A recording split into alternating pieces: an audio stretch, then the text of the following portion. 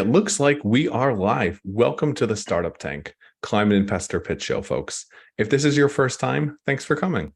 You know Shark Tank, you know Dragon's Den. Well, this is similar. We bring on the world's top climate companies, pre-seed to pre-series A, every 2 weeks, Mondays, 5 to 7 p.m. CET. I'm your host, Matt Ward, founder of Forward VC, where if you've heard of us, a little bit of everything in the climate community. And if you haven't, you can find out more about us on our site at forward.vc. We run the Partner in Climate Accelerator, where we invest in 1 or 2 companies a month and help them grow and scale through our network, arguably one of the largest in the climate and clean tech space, which you can meet some of those folks over at forward.vc, the number forward.vc, as well as our climate VC database. If you're looking to fundraise, we've got 900 plus funds, incubators, accelerators, and CVCs, and you can filter by stage, sector, geography, and check size. So if you're trying to find your ideal investor, we can help you do it. Forward.vc/VC database for more details and to download. And if you're looking to pitch and raise funding from investors, starting there is good. Coming here is also great. thestartuptank.com if you want to apply for an upcoming session. We've got our sharks here already lined up and on the program. Everyone is on time, which is an absolute rarity. And we would give 5 minutes to each of the companies here to present, followed by 5 to 15 or so minutes of Q&A with our esteemed panelists. So I might as well welcome folks over to the panel side of things and share first. We've got Dennis with Zeon Ventures. Dennis, you want to share a little bit more about what you're doing? Sure. Good morning, everyone. It's a pleasure to be here. Thank you very much, Matt, for the invitation.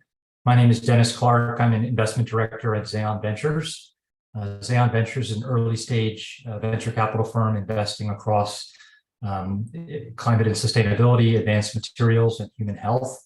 We're backed by Zeon Corporation, a multinational elastomer, polymer, and specialty materials company. And our sweet spot is primarily Series A and B startups. Thank you very much. Awesome. Thanks, Dennis. And Tarmo, you want to go next with NatureBacked? Absolutely. Hi, everyone. I'm Tarmo. You can hear me, right? Loud and clear. Sounds good. Good. I'm based in Estonia, so it's good evening from Estonia, and I run the NatureBacked podcast, which is a climate investment podcast globally. That's about it. Not that active on the investment scene, but more than happy to pitch in with tough questions during today. That's the plan. And then we got David, the last of our dragon sharks. Hey everyone, David J. Neff. I'm out of Austin, Texas, over in the US. Our firm is Ecliptic Capital. We are investing in pre-seed, seed, Series A, Fund 1, working on Fund 2 this fall, primarily investing in cybersecurity, medtech, and then climate. And we do a lot of material science work as well. And a lot of our material science people are doing very interesting climate. So thanks for having me and looking forward to it. Excited. And for us guys, Forward VC and our Partner in Climate Accelerator, 12-week program. We take you in, help you grow and scale through our network. We focus on the big players when it comes to climate. So construction, ag tech, energy, infrastructure. The dirtier, uglier, and less sexy, the better, because that's the stuff we need to decarbonize. There's plenty of focus on the things that are exciting in the climate scene. There's not enough focus on the things that are dirty and behind the scenes. So we'll help you build those businesses and scale them and build some meaningful climate empire, so to speak. If you're a corporate looking to connect with startups and hit your innovation goals, if you're a family office looking to invest in these type of companies, or a VC looking to share deal flow, you can find all of that and more with us on forward.vc, the number forward.vc, as well as our climate techies community. Great place to connect with 3,000 plus of the top climate techies. We've got Slack and WhatsApp communities and channels on every kind of sector you could hope to network in. Forward.vc/techies for more details. But that's enough from me and enough blabbering about promotional stuff. We've got incredible companies, including incredible companies kind of really far into the night, so to speak, that need to pitch. So Sam, you want to share what you guys are doing with InnoCSR and how you guys are trying to make this a bit more transparent? Sure. Thank you. I have 2 of Sam Lee that you actually see because my use. You know what? I'm just going to take off one. Apologies. I muted him. look like a I muted ghost him for on you. You one of should the be good. screens. Right. There you go. And then once you're ready, you'll have 5 minutes sharing the screen, pitching the company, and I'll Sure. give you a 1-minute warning. All right. Looks good. Soil stabilizer. You want to take it away and how you're building the future of construction better? Great. Thank you. So my name is Sam Lee. I represent a company called InnoCSR. And we're into soil stabilizers. Our main operating field is in South Asia, mainly India, Nepal, Pakistan, Bangladesh, Sri Lanka, et cetera, et cetera. And our focus right now is in Nepal because they've got Himalayas and they're one of the worst polluted countries in the world. 37% of Nepal's total CO2 emission comes from burning bricks. And 23% of black carbon from the brick industry is directly causing the melting of Himalayas.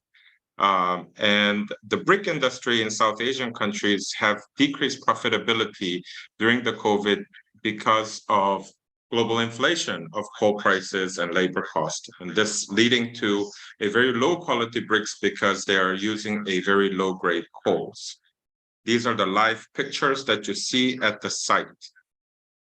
Our stabilizer, on top of all the 4th generation inventions of soil stabilizers that work between soil and cement, our difference is that we actually can extract a very high strength out of this binding by deactivating the organic materials within the soil. So that actually enables to pull the strength from the cement and causing the pozzolanic reactions. Our profitability increase that we can contribute to comes from productivity increase. Traditional brick kilns usually takes about 28 days to produce.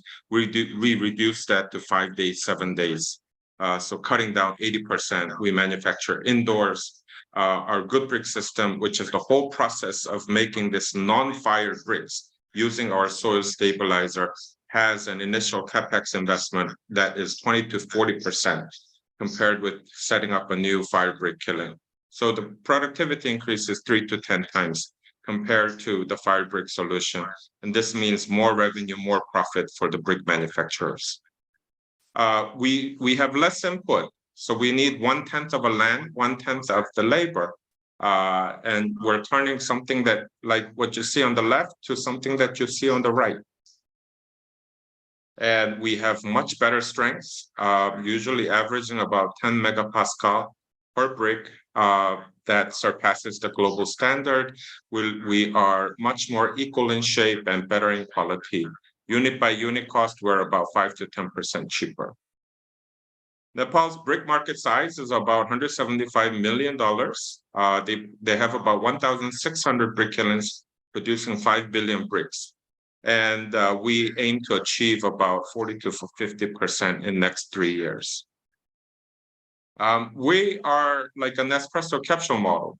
So once our manufacturers, who are our clients, the brick manufacturers, they adopt our technology, we coach them, we give everything on the green technologies for free, the knowledge transfer is there, and they invest their own capex into this hydraulic press machines and pellets and all that.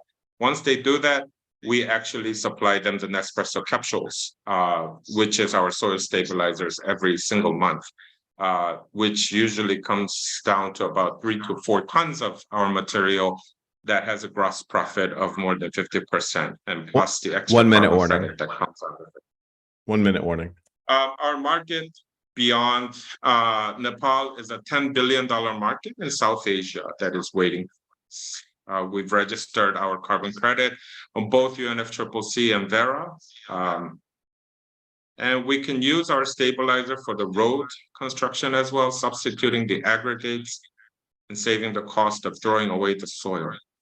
We are going to hit about $75 million in sales in next 3 years and $30 million in profit. This is only Nepal's brick market.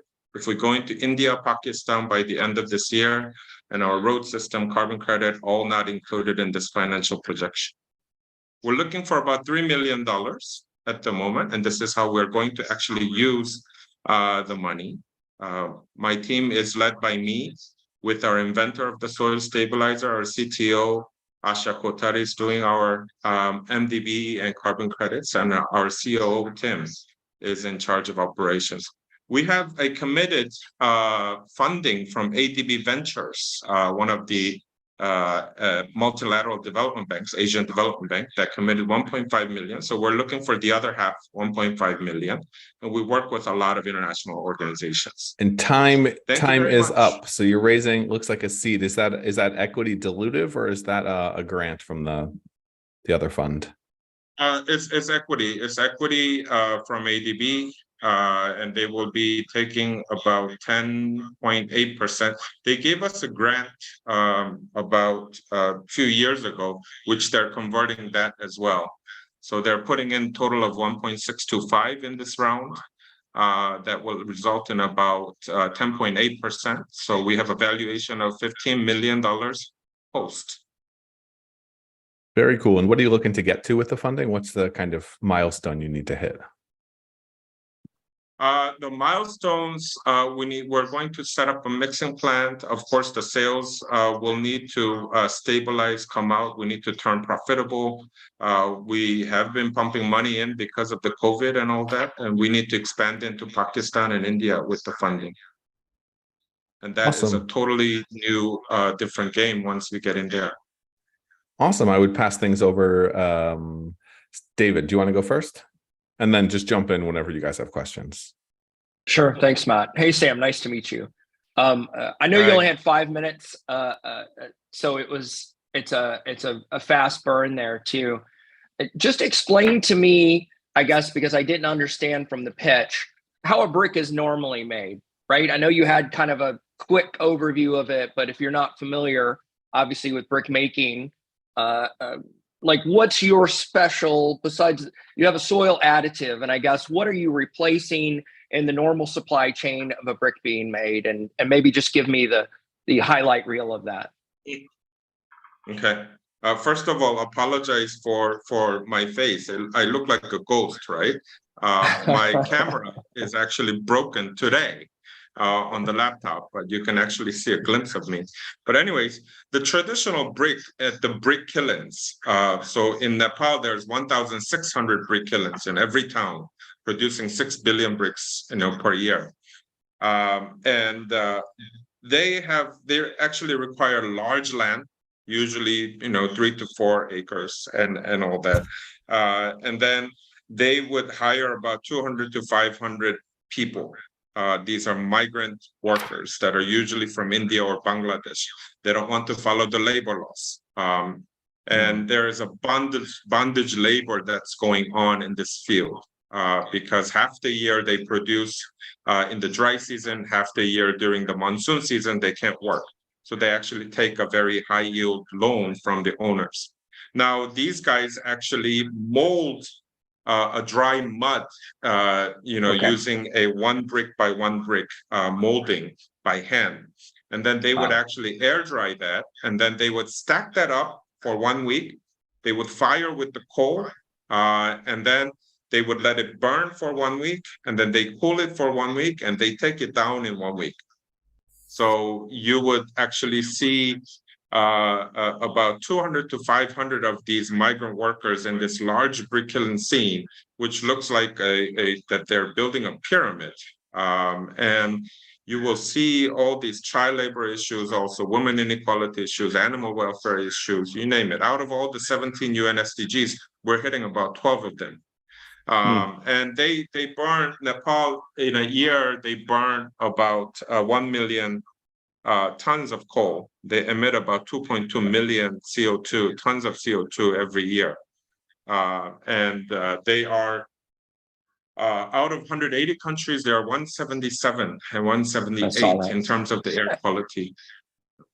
And no, that makes sense. I think if you fast forward just a tiny bit, the soil additive is strengthening the brick, and you're also replacing that manual process, is what you're saying?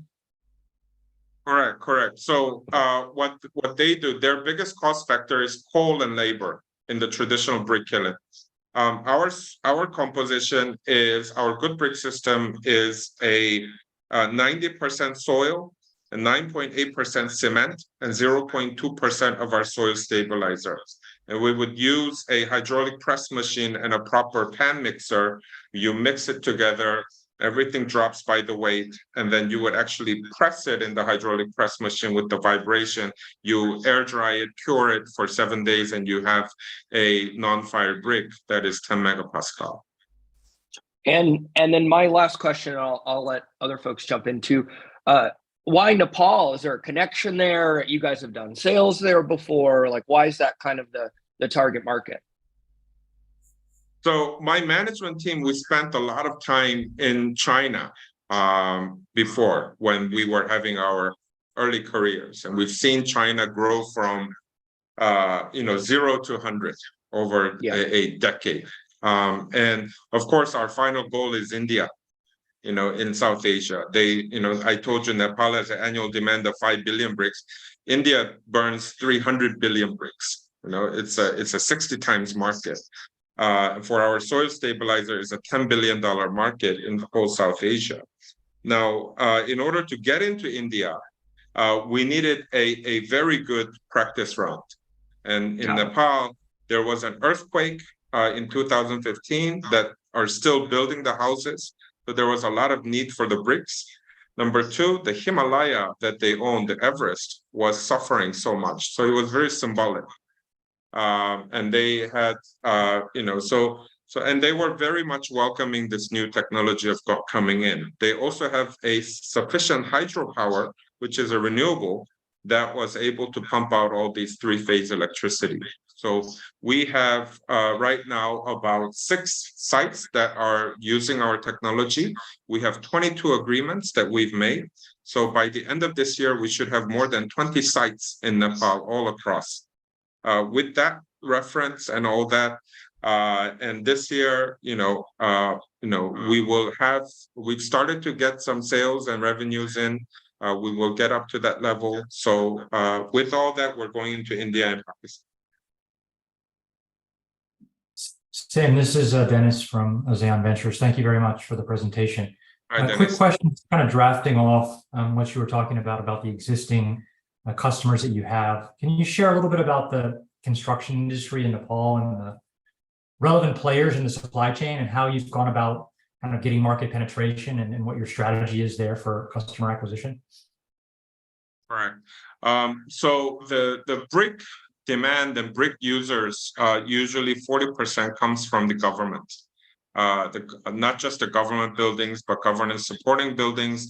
They use a lot of all these loans from Asia Development Bank or World Bank, and these constructions are coming with hospitals, schools, and et cetera, et cetera.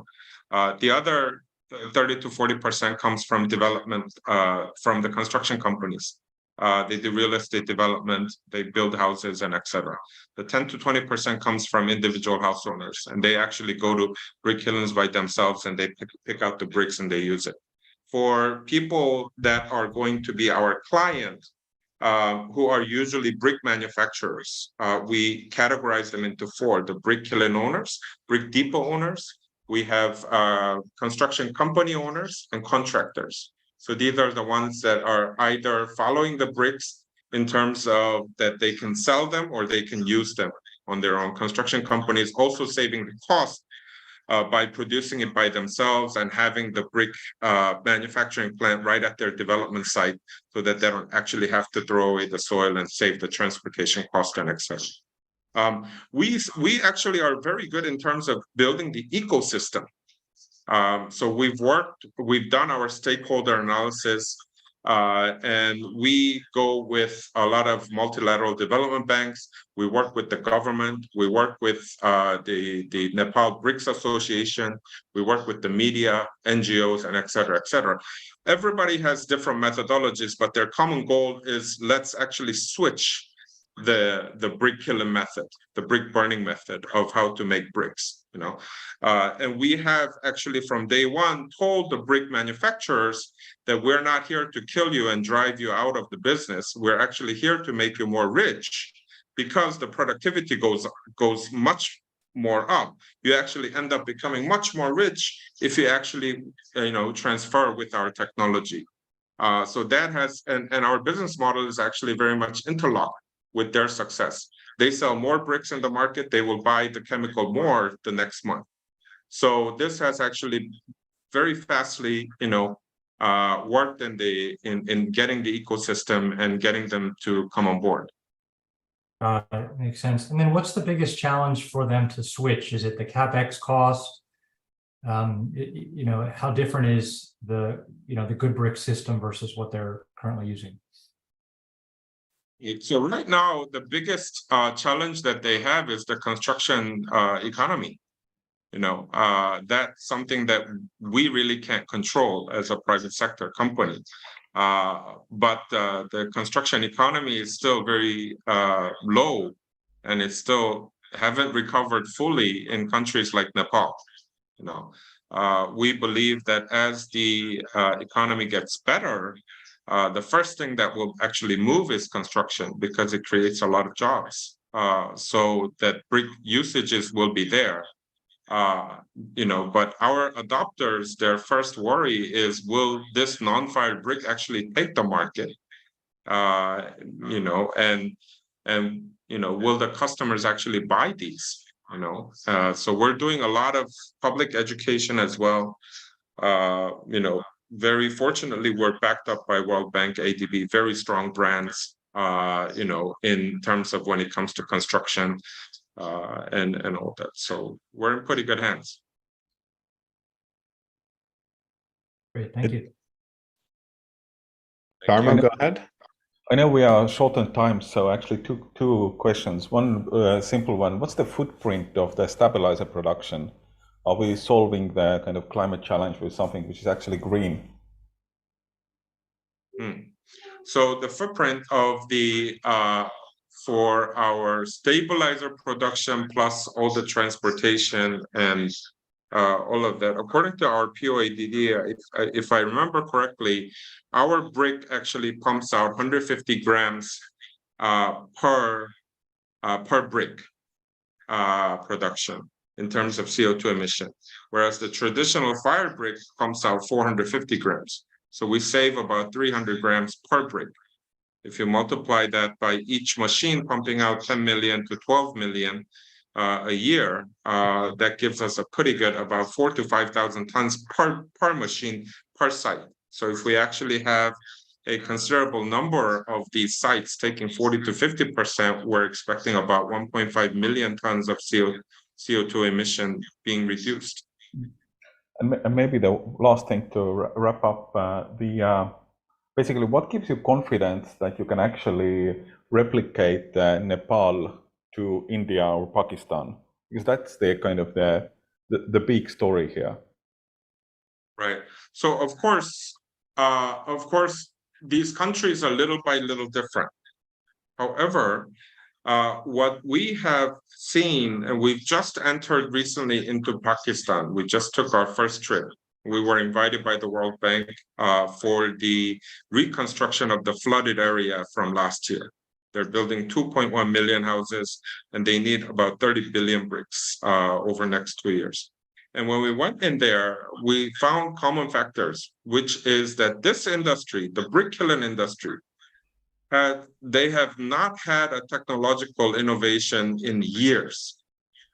No, but everybody has been pinpointing at them to take actions and all that. And this cartel is actually vanishing because government is saying, okay, no more anymore. As soon as we find an alternative technology, we're actually switching over. And there's so much, and guys like World Bank and ADB who are lending these guys money are saying, we have preconditions and you need to actually follow these. So we have manualized our process, and we have gained confidence in the Nepal market in terms of how to look at the soil, how to actually convince the brickyard owner, how to work with the government. And this has gotten, what took us 3 to 4 years now. Of course, we had COVID break, but now we can do it within 6 months in countries like Pakistan. We believe that we can replicate and go on. I would definitely have some other questions, but I want to move things on as well so that everyone gets a chance to pitch. Thanks, thanks so much for pitching, Sam. And from alternative bricks to alternative protein, Eugene, you want to share what you guys are doing with algae and how you're trying to shift things up a bit with a more sustainable protein? Yes, absolutely. So let me share my screen first so that you can see my slide. Looking great. Take it away. You're good. All right. I'm trying to minimize my, oops, how come? You know what? I somehow lost control of my slide. Hold on a second. Jesus Christ.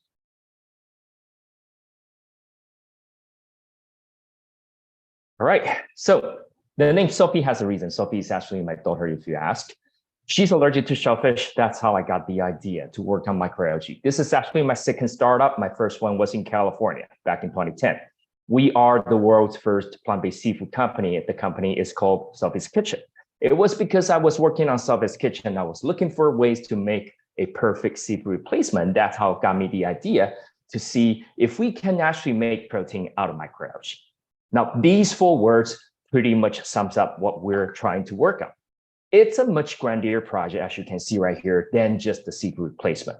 Maximum protein, minimum footprint. That's the motto of our technology. Now, I hope you understand the maximum here. It does not just refer to the quantity. It also refers to the quality.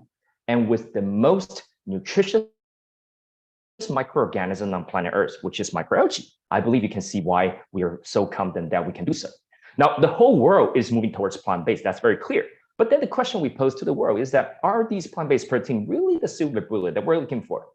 At the end of the day, they still require a lot of resources, fresh water, wonderful land space, wonderful weather, and not to mention, they still carry a lot of bags, a lot of issues with them, including allergy, including not complete nutrition.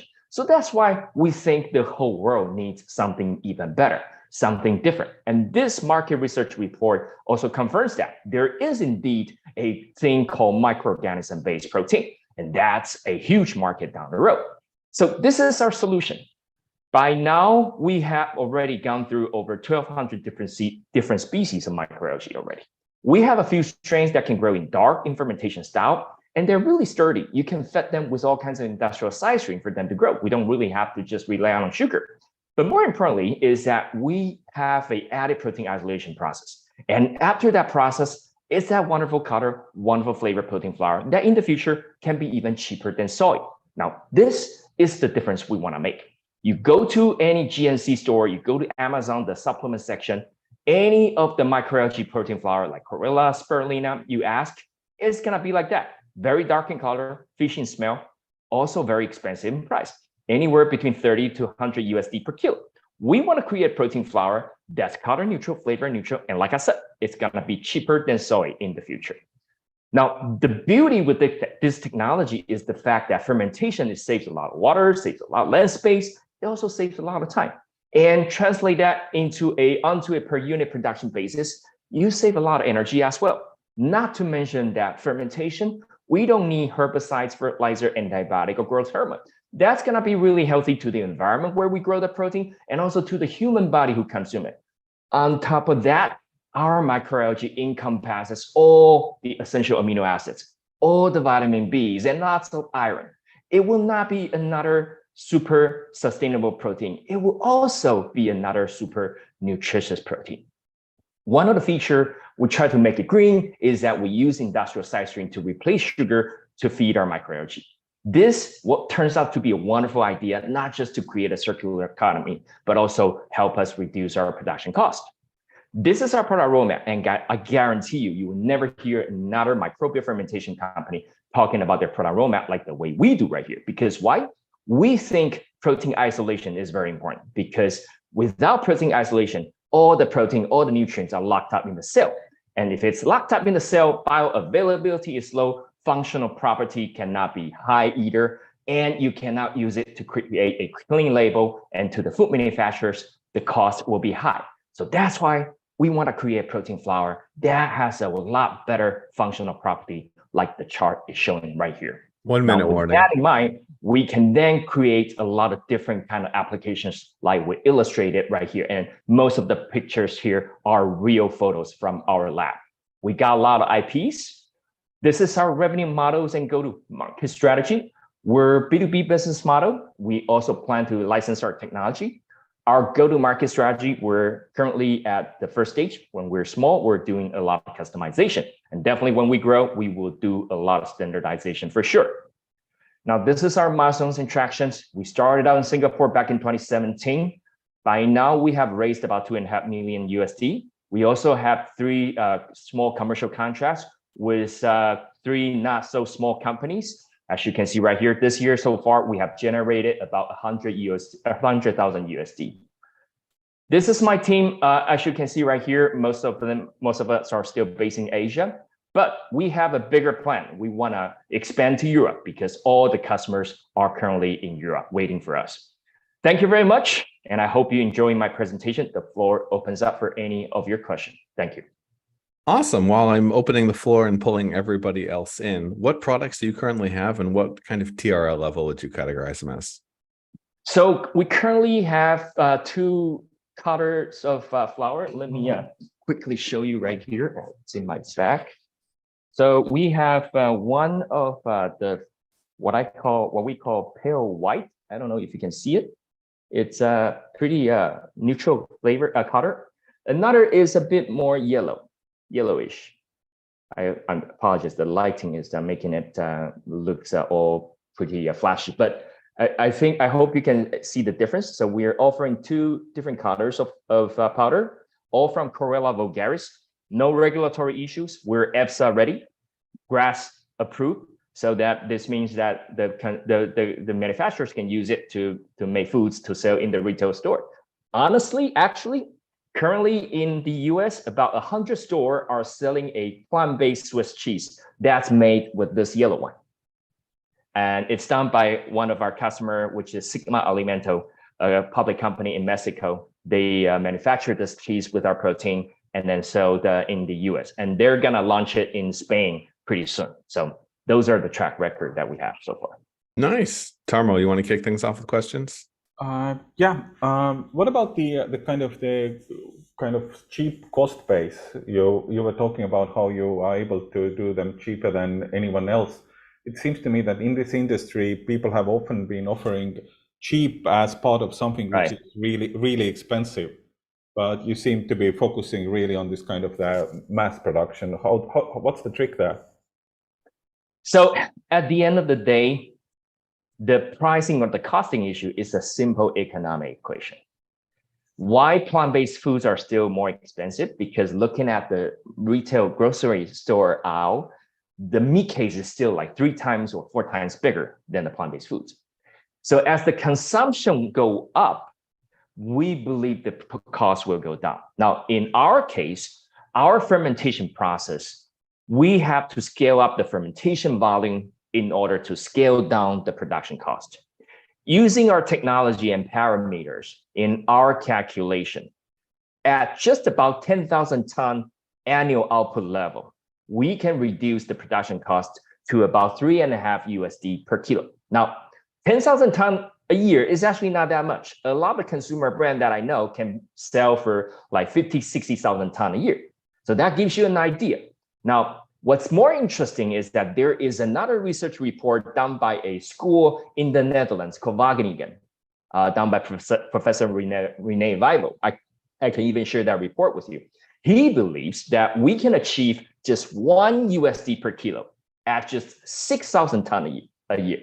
I think that number is too aggressive, and he's more like an academic. So I don't buy into that number. From my commercial experiences, I would say 10,000 is more of a realistic number, and at about 3 euro or 3 USD per kilo. So that would be so the key is always going to be skill. We just have to sell more, get people to eat more, then we can cost down. What's the current kind of competitive situation of algae protein production and the plant-based on the land? You showed us the kind of the footprint that you need more land and so on. But what's the cost level today?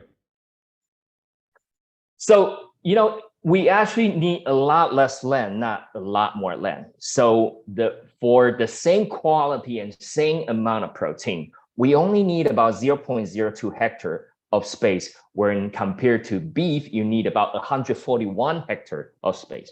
That's how dramatically different. No, now, not beef, but the plant-based on land versus. Oh, okay, the plant-based. Okay, so in terms of cost, our cost at the moment is still too expensive.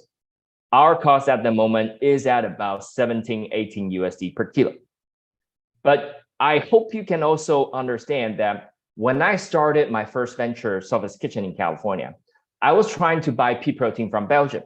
At the time, they were quoting me at about 20 euro per kilo. Today, they're selling for the same quality at only about 6 euro per kilo. And so you can see how far they have moved on within just less than 20 years of time frame. And I believe we can achieve that even faster. But how much land do the plant-based proteins need, is I think what he's asking. How does the hectares compare? Right. So I have a slide there. I forgot the number, but I kind of remember it's 2-digit. Like we're only 0.02 hectare.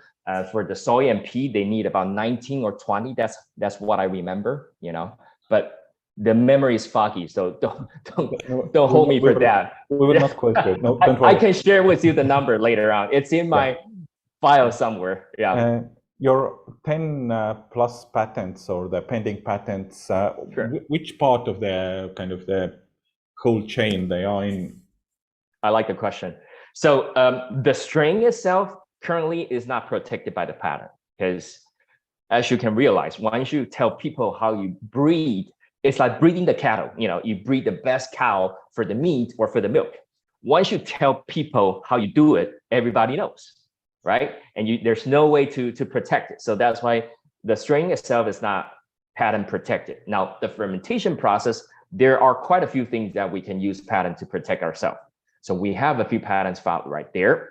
The protein isolation process also have a few patents as well that we filed right there. The application of our protein is also can be patent protected. And that's pretty lucrative, because that potentially can lock up your potential competition from going into your market, because that's what Roquette, the French company, has been doing with their pea protein. I've been heard that they've been arsenalized so many patents that a lot of the places that food manufacturers or other manufacturers can use pea protein to make stuff are banned because of the patents. David or Dennis, who want to take next? Sure, yeah, I'll jump in. It's okay. Yeah, Eugene, thank you for the presentation. I've had some experience in the past consuming spirulina, and it's pretty amazing to be able to kind of achieve this neutral color and flavor. I know that's quite challenging, at least with the spirulina that I've tasted.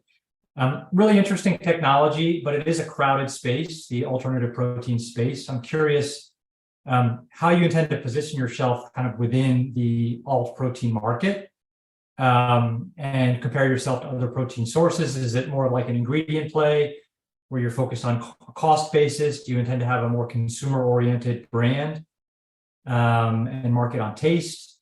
How are you thinking about this? This is the question I've been waiting for. I love it. So, consumers, this is what I understand from my 10 plus years in B2C brand business, is that consumers flock to alternative protein, not because of sustainability, not because of environmental issues, but because of health, because of nutrition. That's first and foremost is the number one thing they're looking at, followed by flavor and texture.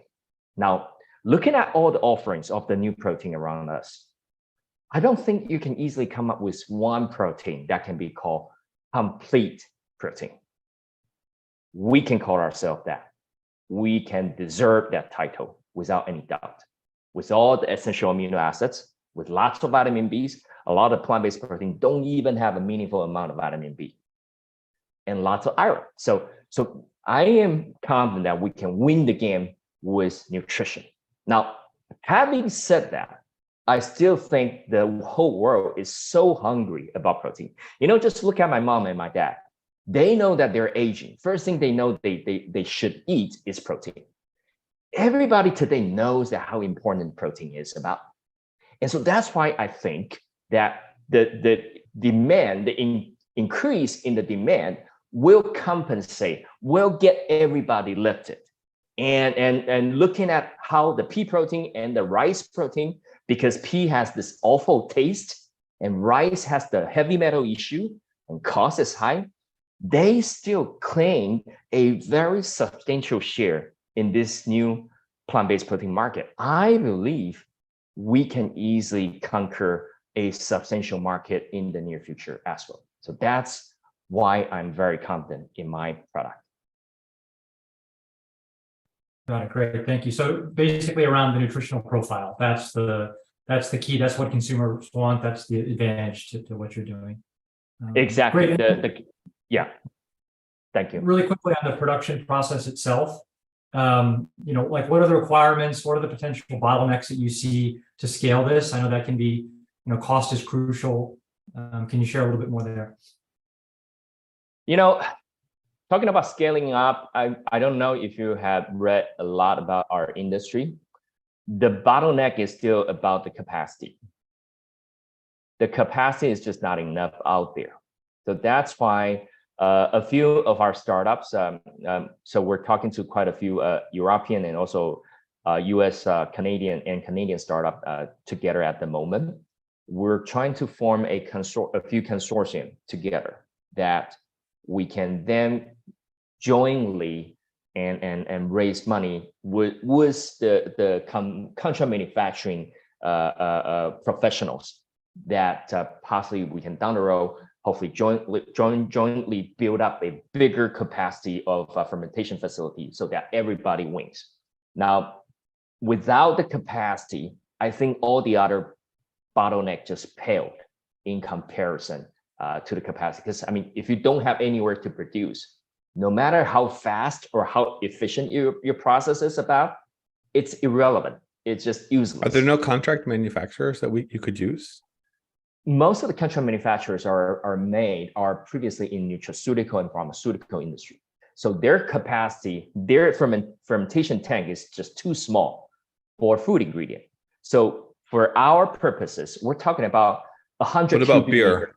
What about beer and alcohol? Beer is one of the options, yes. But for beer, their fermenter is a lot simpler than the bioreactor we use. That means that we have to train a strain that can survive easily in that beer fermenter, which is possible, which is something we're actually doing. We're talking to companies like AB InBev about, but that would take time and money to make a new strain that can survive in say a higher pH environment, so that bacteria cannot easily start it in that environment, and then you can use a dump down bioreactor like the beer fermenter to grow it, or any tank, So that's the kind of technology evolution that we're thinking of.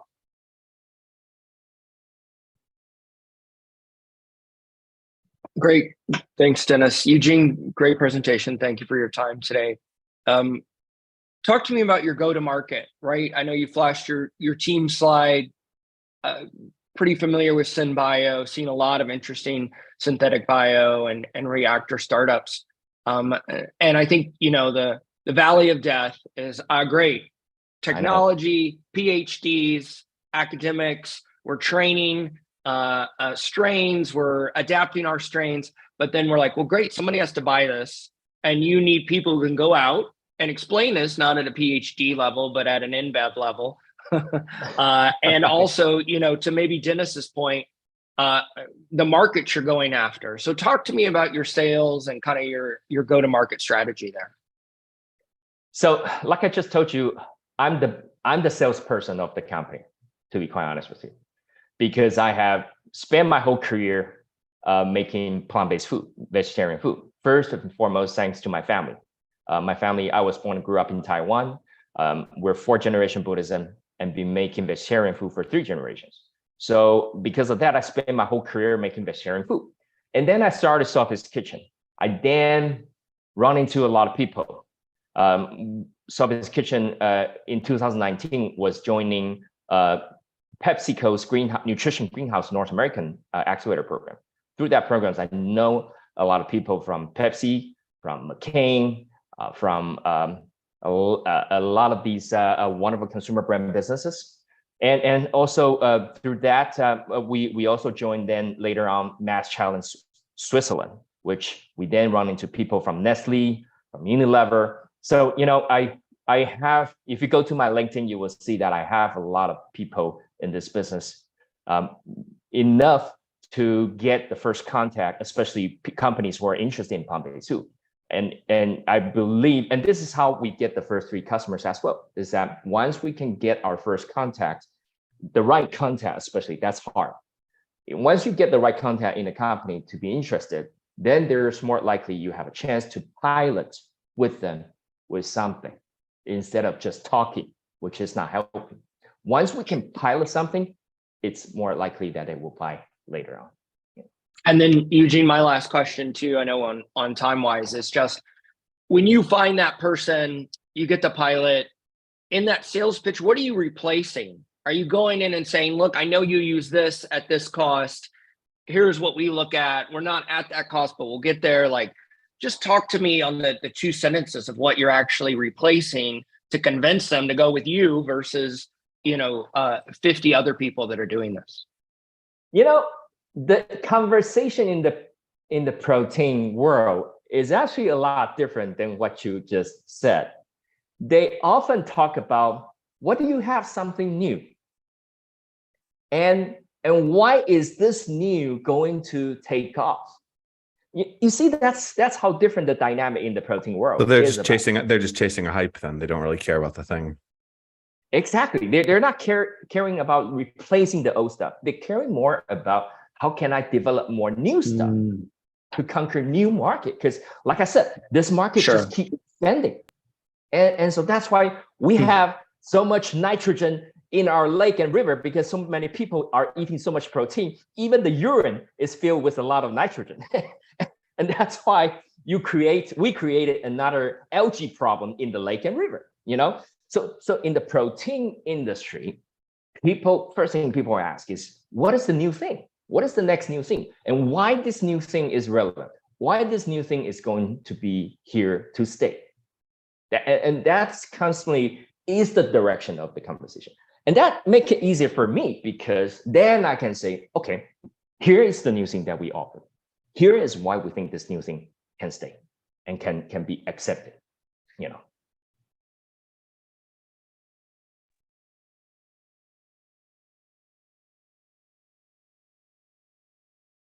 Any other questions? Guess I also I think there's a lot of questions, but I think we got to move it on. Unfortunately, I know. Thank you, guys. Thank you, Shark. Thank you. Thank you, Eugene. Thanks so much for pitching, sharing what you guys are doing. From let's jump back to the built world for a bit, and to now hop over to EVs and simplifying charging. Charlie, you want to share Rightcharge? Go complete opposite end of the spectrum. Hey folks, how you doing? Charlie Cook here from Rightcharge. I'll just share my screen with you one moment. And while he is doing that, folks, if you're looking to fundraise, forward.vc/VC database, we've got our database of 900 plus funds, incubators, accelerators, and CVCs. You can check out our program as well. Eugene was mentioning getting pilots and traction with corporates. That's basically what we do. And if you're looking for connecting and networking with other folks in the space, forward.vc/techies, where you can find 3,000 plus other techies. You can join our newsletter, connect, network, set up partnerships, maybe find investors, all the good stuff. Every major sector that you might be focusing on, find the folks you need to talk to, because it is all about the network. And speaking of network, Rightcharge is building a great one. You want to take it away, Charlie? Wonderful segue. Thank you, Matt. Hello, everyone. My name is Charlie Cook. I'm the founder of Rightcharge. We're a 2-sided platform for the electrification of homes. We're starting with electric vehicle chargers, and we're evolving into solar, battery storage installations, and heat pumps. I'm going to go a bit quicker than normal through these slides, but I'm sure you guys will keep up, no problem. So this is the market we're targeting. This decade will be defined by the energy revolution, and we're looking specifically here at changing the way that people power and heat their homes. You can see the market is evolving through the next 8 years, growing around 20% year on year, up to a huge total market of just under 200 billion in 2030. We are focusing first on the home electric vehicle charging market. So we're seeing a very broken market here in the UK and as well as in Europe and America. We have a very fragmented and terribly confusing situation for new electric car drivers. They spend a huge amount of time, therefore, researching and trying to dig into the details just to understand which charge point they should install at home and who they should buy it from. Then once they've made their decision, it's very common for them to have unacceptably long wait times, taking sometimes more than 2 months to get it put on the front of their house. And finally, the majority of drivers are actually paying more for their energy bills than they could do, and they could be saving around £450 a year by switching to the right electricity tariff. So overall, we found just about 60% of drivers found this process overwhelming, and it's causing a lot of pain for what we need to be a very smooth transition. As a result, any company who sells electric cars is also feeling this pain quite acutely. So this is a quote from the electrification manager at Kia, that more than half of the conversations they have with their dealers about challenges with selling electric vehicles are to do with charging. So we need to make sure this customer experience is as smooth and easy as possible. We have developed a unique platform solution. So we've aggregated a network, as Matt alluded to. We are not an electrical contractor. We're a tech platform that connects drivers to a network of charge point installation companies. We've built a front-end journey that simplifies the selection process. So now our drivers are choosing chargers in 6 minutes rather than 2 hours. They get it installed quickly by a pro. We monitor how quickly each installation company is getting that charger on the wall, and we use that information to then manage the supply side and make sure that never drops below SLAs. And we've also built a tariff comparison service from the ground up that actually works for electric car drivers, and it asks them about their car and how far they drive and how they charge it, and all of that goes into some calculations to figure out the cheapest deal for their home energy. Super quickly, these are the two journeys just kind of demonstrated. So a driver comes over to us from an automotive partner. They'll either go down the charge point or the tariff journey, and actually eventually they usually do both. So if it's going down the charge point journey, they get a recommendation, select the charger, they do a virtual home survey through our technology, take a few photos of the home and video, upload that information to the platform, and then the installer sends a quote back to the customer. If they're happy with the quote, they pay through us. It's sort of like the Airbnb traveler host experience. Everything's facilitated by one platform. And then the installation company goes and puts that charge point on the wall. And the tariff journey, if you've ever switched tariff, compared tariffs, it's very similar. We ask a few questions, we give a comparison, and you switch provider. And we make money on each install and each tariff switch. The future is to evolve this technology to apply the same system that we've built to manage the supply side for charge point installations, to manage the supply side for solar, battery storage, and heat pumps. It's the same complex purchase for a homeowner. It's the same customers who install these things. It's installed by the same installation network, and we get customer data from one that enhances cross-sell into another. Thank you, Matt. I'll very quickly go into this, but first, we accelerate market share. We then go into new verticals, solar and battery storage and heat pumps, and new geographies we've identified are Germany, US, France, and Spain. We've done a bit of groundwork in each of those markets. We're already the leading EV charging platform in the UK, installed over 1,500 charge points. We're partnered with some of the major EV retailers in the UK so far. In the next 90 days, we'll be launching with our first car manufacturer, which is super exciting, as well as a leading comparison service and growing the team. And our raise at the moment is we're raising 1 million. We've actually closed the first tranche of 670,000, so 67%. And we're having conversations right now to close the second tranche of 330,000, targeting mid-August. And time is up. Mid-August, targeting the rest of the close, bringing in the other investors. While I'm doing that, what does Tesla becoming the charging standard do for you guys? Just or go a little bit on that. For sure. I mean, this is predominantly a public charging thing. So our focus is on supporting the home charging space. Matt, maybe just to clarify the question, you mean as in Tesla's public charging service becoming the standard for the public charging? Well, also probably becoming the standard for the private charging as well. If you have one system, having multiple systems would probably complicate things. I imagine they'd have to at least be compatible. Yeah, I think the home charge piece has become standardized globally. Very, very much not like the public charging, which you already have different types of connectors, etc. Whereas home charging, the Type 2, as they call it, has become the standard charge point connector in all countries. Then what do you view as your biggest competitor, your biggest threat? Anyone who could beat us to a partnership with a car manufacturer or a big dealership group or leasing company is a threat to us. We are the only player of our type at any scale in the UK.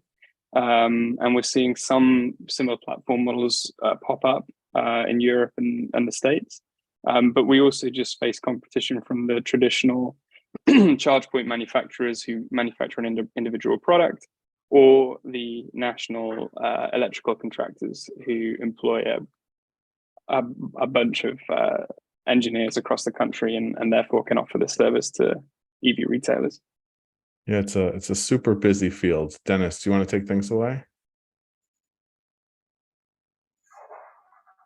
Sure. Thank you very much, Charlie. And full disclosure, I have a little bit of a transportation background. I'm a reformed CVC from an automotive player. So really interesting to hear. First of all, I guess based on my own experience as an EV owner, seamless home charging is really key, right? And I agree that for the average consumer, like the hardware installation, the whole thing is very confusing and time consuming to try to figure out. So I think your tool has a really interesting value proposition.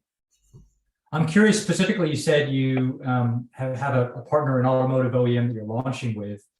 Can you talk a little bit more about, without obviously naming, what letter did they start with? Well, I went through the slides super quickly. We flashed up their logo. Oh, okay. Oh, you did? Yeah. Yeah. Okay. Yeah. So the one, sorry, go ahead. Yeah. No, so can you talk a little bit about like what that partnership looks like, how you close that sale? And then, just based on my experience, a lot of the OEMs, they want to be in this business. They want to kind of own that customer facing tool. So how you were able to convince the manufacturer to put you in that position directly from the customer? Sure thing. So the logo was Mercedes. And it's that particular deal is with their electric van team. I think we do a bit of press in the UK. We do quite a lot of trade press. So my guess is they found us through that, because they actually emailed our customer inbound email, and they were like, "Hey, we've seen you around. We're looking for someone to help us out. We've tried a couple of these, big players, and it hasn't worked out. We've heard about what you're doing," that kind of thing. So we went to meet them, and within a couple of months, we had a deal with them. So we're supporting all of their dealerships selling electric vans right now. The volumes are not super exciting on the electric van front, but what is exciting is we had another global car manufacturer whose logo I can't put on a slide yet because we haven't signed the deal, but we're quite progressed with the conversations. We've been talking to them recently about supporting across all of their car sales, EV sales in the UK. And then bizarrely, their European HQ independently, without knowing we were talking to the UK team, again, emailed our customer inbound email address and said, "Hey, we've found out about what you're up to, and could we have some conversations about, potentially working with you in Europe?" And that's incredibly exciting, because in order for us to land in these markets that we've identified, the best way to do that is to have a launch partner that we can rely on revenue and volume from day one. Obviously, hugely de-risks putting a team in those countries to set up. So, that's kind of that's where we are at the moment. Great. Yeah, that's great progress to convince a manufacturer at this stage to work with you. So congratulations there. Also on the solar panel installation and heat pumps, what's your progress with that, I guess, product, quote unquote product? It seems that, EVs are moving really fast at this point, but there's also, at least here in the US, lots of subsidies going towards electrification of the home. And that's something we're seeing a growing need for as well. Is that something you're building out in parallel, that functionality, or? Yeah, for sure. So right now we're at the R&D phase with solar and battery storage. We look to launch a product into the market within the next 6 months. My background, I was an engineer. I worked at a particle collider in Geneva for a couple of years, and then I did a master's in climate change management and finance. And during that master's, I built a model to accurately calculate the ROI for a homeowner on solar and battery storage. So we'll use some of that basically to build out the technology, but it's not like rocket science. It's pretty solvable stuff. The challenge, I think, is understanding how we will compete in what, as you mentioned, is a very hotly competitive market for solar and batteries. So our strategy is to go through the EV, via the EV, and that, as far as we're aware, is makes us pretty unique in that space. And what I mean by that is we're building up this network of automotive partners who send through customers for the charge point. We'll then develop a relationship with those customers. We've also built trust because we delivered an excellent experience on the charge point install, and then we'll look to take them on a journey to decarbonize their homes. And as you might know, once you get an EV, you start thinking about these things like, how do I power my home, and should I get solar and that kind of thing. So we're capitalizing on that natural journey that someone goes through once they've got that EV. And that means we don't have to play around like spending a fortune in Google Ads and Facebook or whatever to compete against the other solar platforms. Are you worried about people going the opposite direction? Because it was obvious to you to go one way. It's probably obvious for them to go the other way as well. Yeah, I guess. I think it's also not uncommon for people to get solar installed and then be like, oh, I'll get a charger. But the EV market is much bigger, higher volumes than solar markets. So I think it makes sense to go our way and up versus backwards.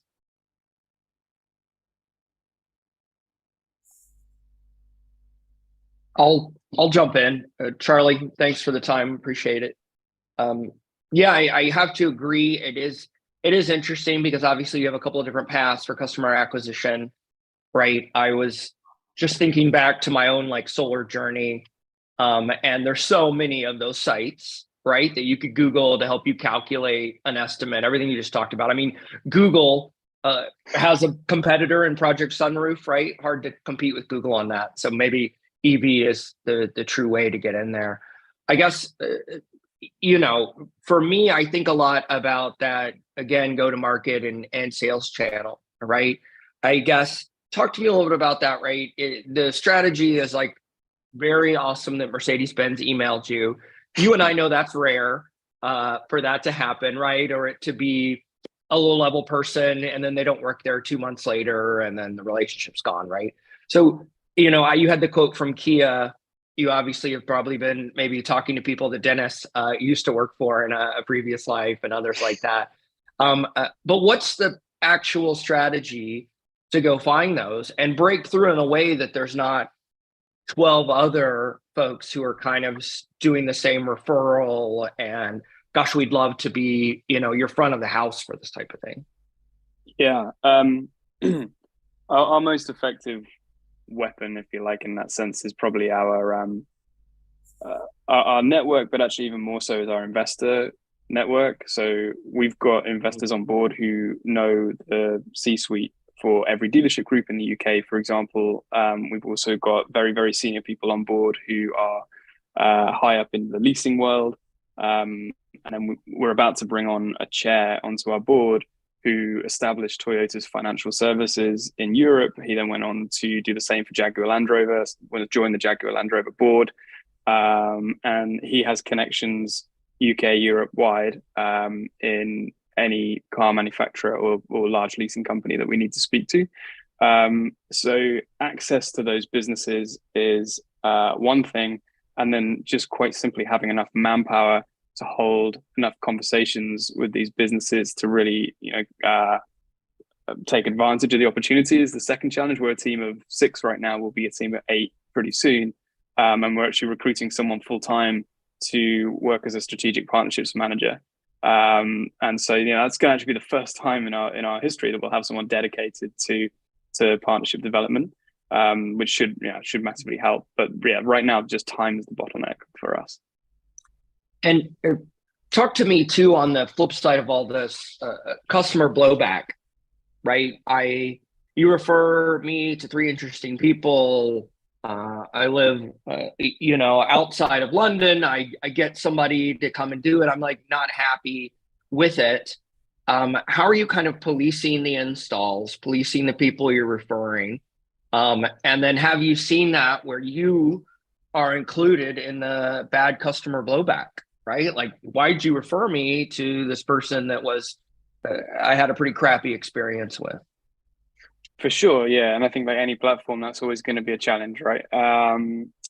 I guess first and foremost, we saw that the vast majority of problems people were having in this experience was just a simple lack of communication from whichever installer they went to. So that was problem number 1. That was literally like 75% of negative experiences were to do with that.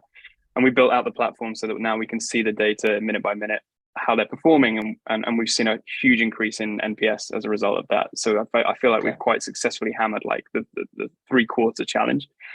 And then yes, we are going to have instances where things could go wrong. I mean, luckily we've got good covered contractually if these things happen. But the brand reputation is a big problem. We've got an ethos. I mean, my background was at Octopus Energy. I don't know if you know the company, but it's like a young energy company in the UK that's basically become huge because of a very much like customer dedicated focus. So for us, compensation to 10 out of 1,000 customers is well worth, every grain, pound of salt, whatever, to do, because that brand reputation is crucial. We haven't had anything like serious happen, but our philosophy is to go down the same route as Airbnb when they had a S&M party in someone's house in the early days, and that got out into the media, and what they did was just cover the cost, for like 100 grand or something crazy it was to do this, but it turned into a huge PR opportunity. So it's always like, do the best by the customer, and then you can sometimes turn a bad situation into a positive outcome, I think. Thanks. I think the main question from here is that you are a team of 6 growing to 8, and it's a global fragmented market where a lot of big players are kind of involved. I mean, shouldn't you be growing faster? I mean, it seems that the ambition or the kind of the speed is. I would be expecting more. Yeah, for sure. I mean, I'd love to say that was a simple solution. I mean, ultimately, it comes down to fundraising. It comes down to hitting revenue targets so we can unlock bigger rounds. It's just about doing that as quickly as we possibly can. Is that why you closed the first two thirds, just to get money in the bank and get it over with? Yeah, exactly. Mm-hmm. What would you need to 10x? What would you need to 100x? What would you need to do differently? It's very much team. I think Tarmo has kind of hit the nail on the head. The technology is designed to be very adaptable to different markets. And because of the platform approach, I think we could expand into a new market with a skeleton team of a very small amount of people. So it's not expensive, but it's just a case of having the funding to expand the team.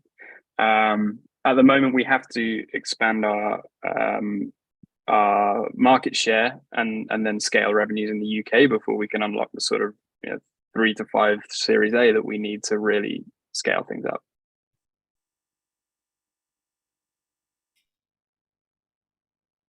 Fair enough. It sounds like things are moving. It sounds interesting. Wish you absolutely the best of luck, and maybe you should talk to Ezra with Upshift cars. They're doing fractional EV car subscriptions. Ezra, you want to take things away and share what you guys are doing with Upshift? Sure. Awesome. Let me set you up as our presenter. You get everything ready to rock, and then you'll have 5 minutes. Just let me know when you're ready. And if you guys are watching on YouTube and haven't subscribed, hit the subscribe button and the subscribe bell so that you don't miss a thing. Would really appreciate it. Or if you're listening on any podcasting platform of your choice, etc., subscribe, leave a review, leave a thumbs up, leave whatever your kind of emoji of choice is to help us, because apparently that games the algorithms.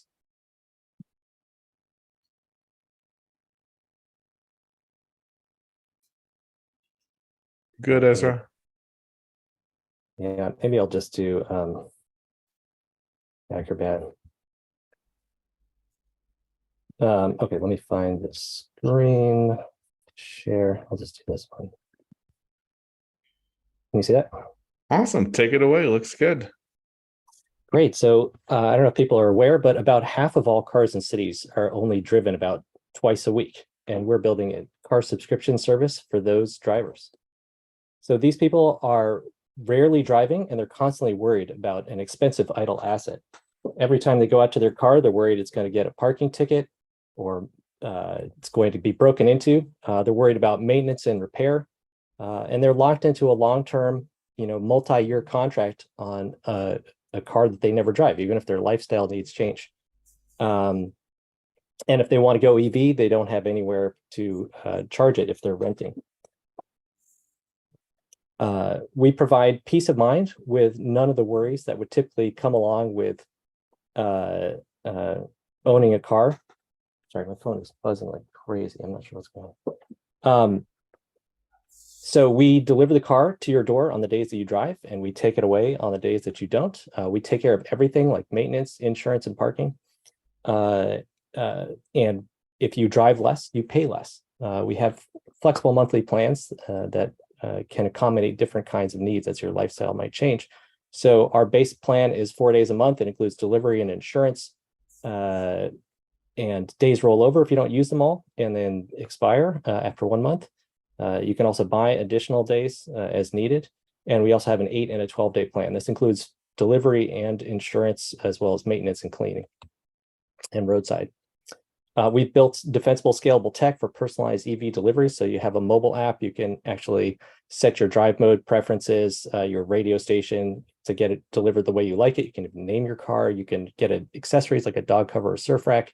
And then we have a whole backend system we built for delivery logistics, dispatch system, a delivery app for our team. And then we've embedded telematics into the car that comes with a fleet management system, so you can unlock and drive the car as well via the app. So we have we're building remote control car deliveries. Right now our team does it by bicycle between jobs, but we have an LOI with a hardware vendor to do remote control car deliveries, so you can actually sit in an office somewhere and deliver the car to one of our members. The member unlocks and drives via the app with no keys, and then the remote operator will pick up and drive it back to base to charge and service it. And we have an LOI with a vendor. We've gotten regulatory approval, and we've mapped the cell coverage in the neighborhood, figured out the insurance as well to do these remote deliveries. It's an asset-light model, so we are working on a partnership now with a major car manufacturer on operating leases for EVs with a discounted incentive structure. And then we have a loan guarantee of up to $5 million from a regional government entity, and it comes with about $1 million worth of incentives from both the IRA as well as state and other incentives from the car manufacturer. We're targeting 10x growth over the next 12 months with the seed round that we're raising right now. We're doing about $150,000 in the last quarter, so about $600,000 a year, mostly recurring revenues. And we're raising $2 million seed round right now. We've raised $2.8 million to date, gotten backing from Third Sphere and Climate Capital, as well as automakers Ford and Mini, done a number of accelerators, including Plug and Play, backed by State Farm, Avanta Studios, Mercury Rays, et cetera. This is to integrate that vehicle teleoperations hardware I was talking about, scale to a second market, and to support all the growth that will come from the new automotive financing arrangement we have with the automaker that we're building right now. 1 minute warning. Technology, operations, and marketing primarily is what that's for. I co-founded a dockless bike share in 1999 on my college campus. And when I was at MIT doing my master's in city planning, I worked on designing a shared electric scooter. My co-founder launched a social venture in Cambodia when there was no government in power and she didn't speak the language. And our team has worked at many top technology and mobility companies, including Uber, Zipcar, and Fare. And in the future, we believe most people won't own cars. So just subscribe to a car that comes to you. This will eliminate the need for all street parking in cities and reduce CO2 emissions by about 10x over baseline, and also cut people's costs of car ownership by about half. So we're building that today and would love to have your support in joining us on this path. Awesome. As someone who lives in a city in Europe where you don't need a car, I can say not owning a car is great, and I would never want to go back to that. Let me bring in the other panelists here. Give me one sec.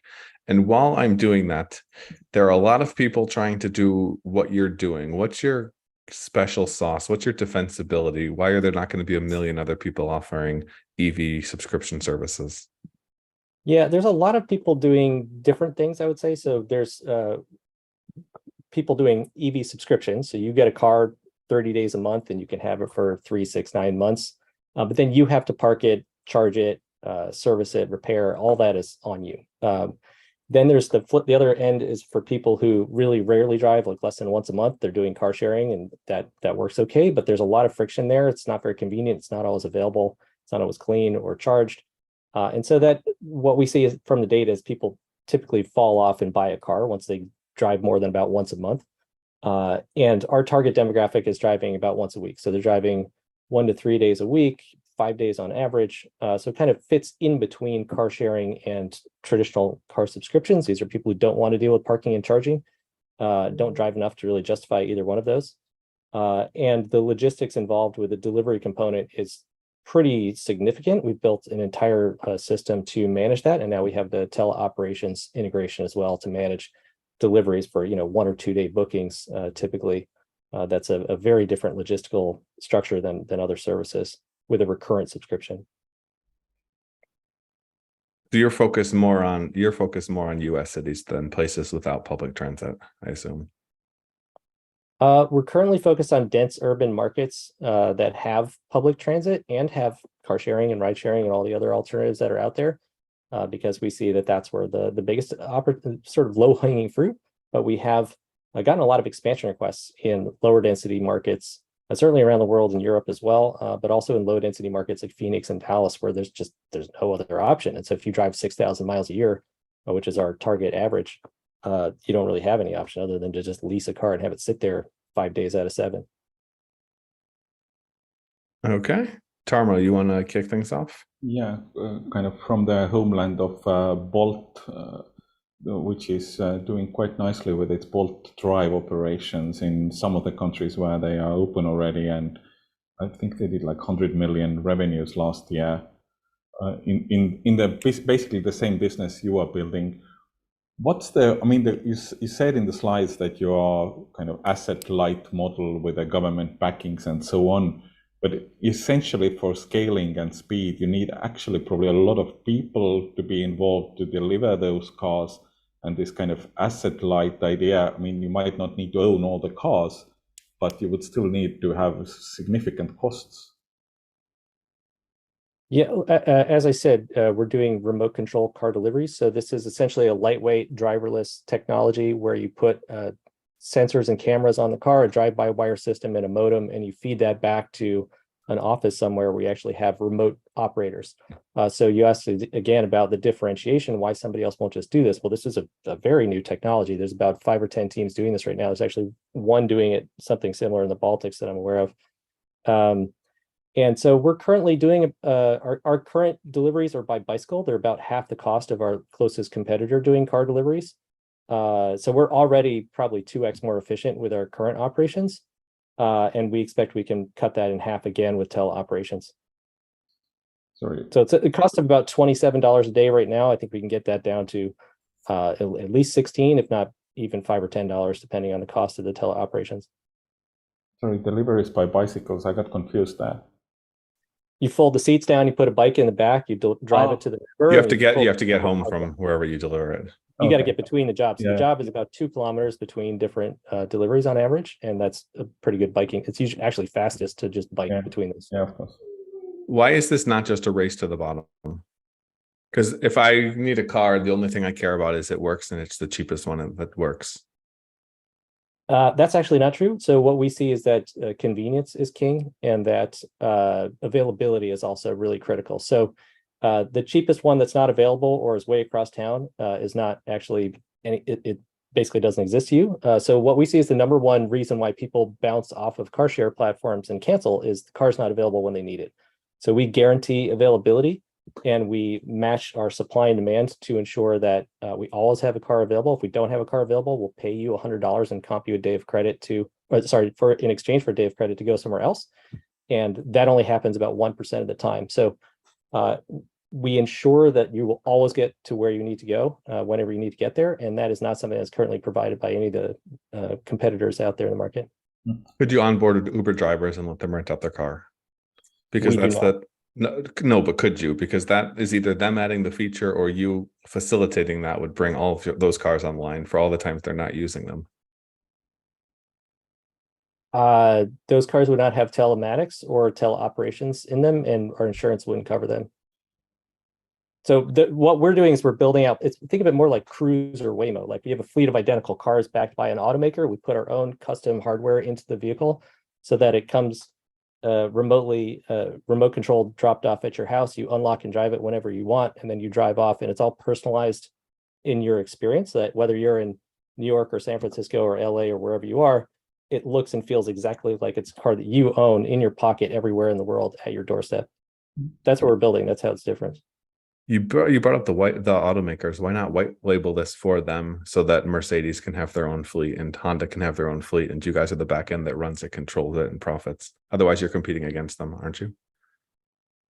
Well, if they want to do all of this, I mean, usually what we've seen with automakers is they try it themselves and fail, or they acquire somebody else who's figured it out. So like Audi bought Audi On Demand, Silver Car, which they then rolled into their own fleet.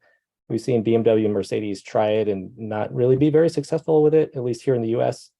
So I think that's a great idea. I mean, I think if we can get an automaker who wants to white label it, it's certainly an option. But right now, this is the closest I guess we've come to that. I think that having a direct integration with an automaker is definitely a great way to scale. If you look at, say, Cruise, Silver Car, these are definitely pathways that we've seen.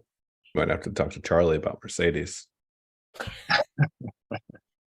Hey, Ezra, David Neff here. I'm in Austin, Texas. Not as dense as we would like it to be, so we might not be the best market for something like this. Austin is a perfect market for teleoperations because it is low density, so there's no great options there, and the regulatory environment is perfect, as is the one for remote control delivery. So I actually have my eyes on Austin. Well, let me know. What I put in the link was something that I went to in 2015 because Ford did this, right? Ford launched a very unsuccessful kind of early ride, and I was there at the launch, and a lot of sparkle and glamour from our friends at Ford, and then a couple of months later, nothing had happened, right? I think their failure was like, we're going to let 9 people own one car, and we're going to launch an app, and Matt and I are roommates, and I got it on Tuesday. He's got it on Thursday. And, Matt leaves my car a mess and I'm not happy about it. Right. Or I do the same damn. So I get kind of I get the difference in your model, but just talk to me about overall acceptance, right? Like, what is the stat that people now want the different version of this, right? Especially in the US market, maybe versus the European market. And then, my second question for you would just be, how are you getting in front of people to even let them know, right? Because again, I think the Ford model was flawed from the jump, but Ford putting marketing dollars behind it, right? Versus how you guys are out getting eyeballs on it. Yeah, I mean, we have almost 100 5-star reviews, and our members, if you look at our last reviews on Yelp, they all say we're the best car service in San Francisco, which is pretty phenomenal, given that we probably have exponentially less dollars in the bank to build this than any of them have ever had. But so it's growing by word of mouth. Fundamentally, we're not even running any ads, and so I think that kind of is the perfect example of an automaker trying to do. So when we started the company, that's exactly what we were trying to do. Could you and I co-own a car, or 9 of our buddies or whatever? it's just too complicated. You need a middle manager, and you need to Yeah. guarantee availability and guarantee that it's always going to be, clean and charged or gassed, and everything will be taken care of. And so that's why we built just a fractional subscription essentially, and said, look, you just tell us how often you need the car, and we'll make sure that it's there when you need it and take care of everything. And yeah, I mean, there was also Audi did something in Stockholm. They did the same thing about 5 years ago or something, and didn't go anywhere. I mean, they had to shut it down after spending millions of dollars on it. So I think that's an important statement though, after spending millions of dollars on it. So this will probably be a cash war, where, I mean, that's how Uber was versus Lyft and all of the other players. They all came in, and it all came down to price and availability and service. And the price and the availability are things that you can arbitrage with cash by binding more cars and having them more places. Well, so I'm going to disagree there. So Enterprise, Avis, and Hertz are all great examples of big businesses that tried to compete with Zipcar years ago. And Enterprise tried to undercut on price. They launched 35 markets. They must have invested millions of dollars, and they shut it down. They couldn't compete with Zipcar. And then Hertz tried to launch multiple markets, Europe and America. They also shut it down. And Avis eventually just said, look, we're just going to buy Zipcar for $500 million. And that was the one that actually ended up working. The same with Audi. So if you look at Audi On Demand, one of our teammates used to work there. Audi On Demand was doing... I'm not saying you're going to lose. I'm just saying if they put lots of money in, you're going to need a really big war chest to compete. Well, I'm just saying that if you look at the examples, most of those companies have put in lots of money into existing competitors, and the track record is not so great. Pretty much all of them have ended up acquiring those startups that they tried to compete with cash and undercutting on price. So I'm just saying that's the track record. I mean, it's possible that it'll be different in the future, but I'm just saying that's the history. Okay. I'll jump in here quickly. Ezra, nice to see you again. Yeah.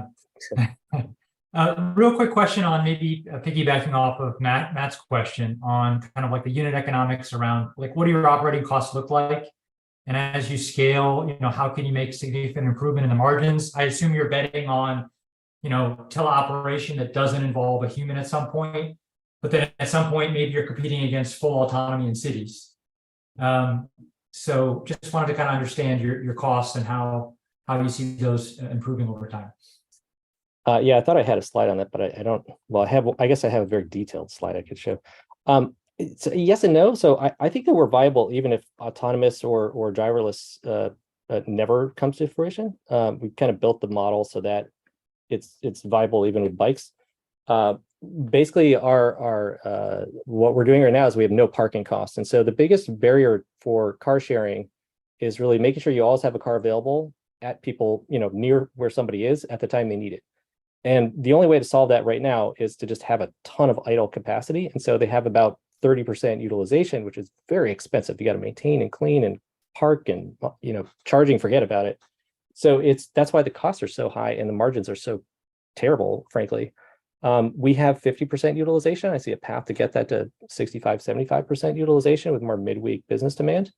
And we have zero parking expense. Even once we scale to be more significant, I think we only need parking for for every 5 or 10 cars, we need one parking space. And that can be in a lower cost area, aggregated in ways that reduce those costs. So that's really the big innovation here is around eliminating that friction point of parking being the barrier for scalability. It also means we don't need any city regulatory approval to do, say, a free floating model that some companies have tried. We can just launch it in any market tomorrow.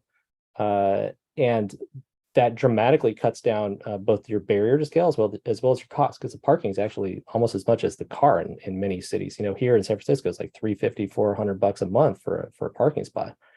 And if you want to electrify, it's really complicated. Now I need a charger for every one of those spots, and people have to remember to plug in.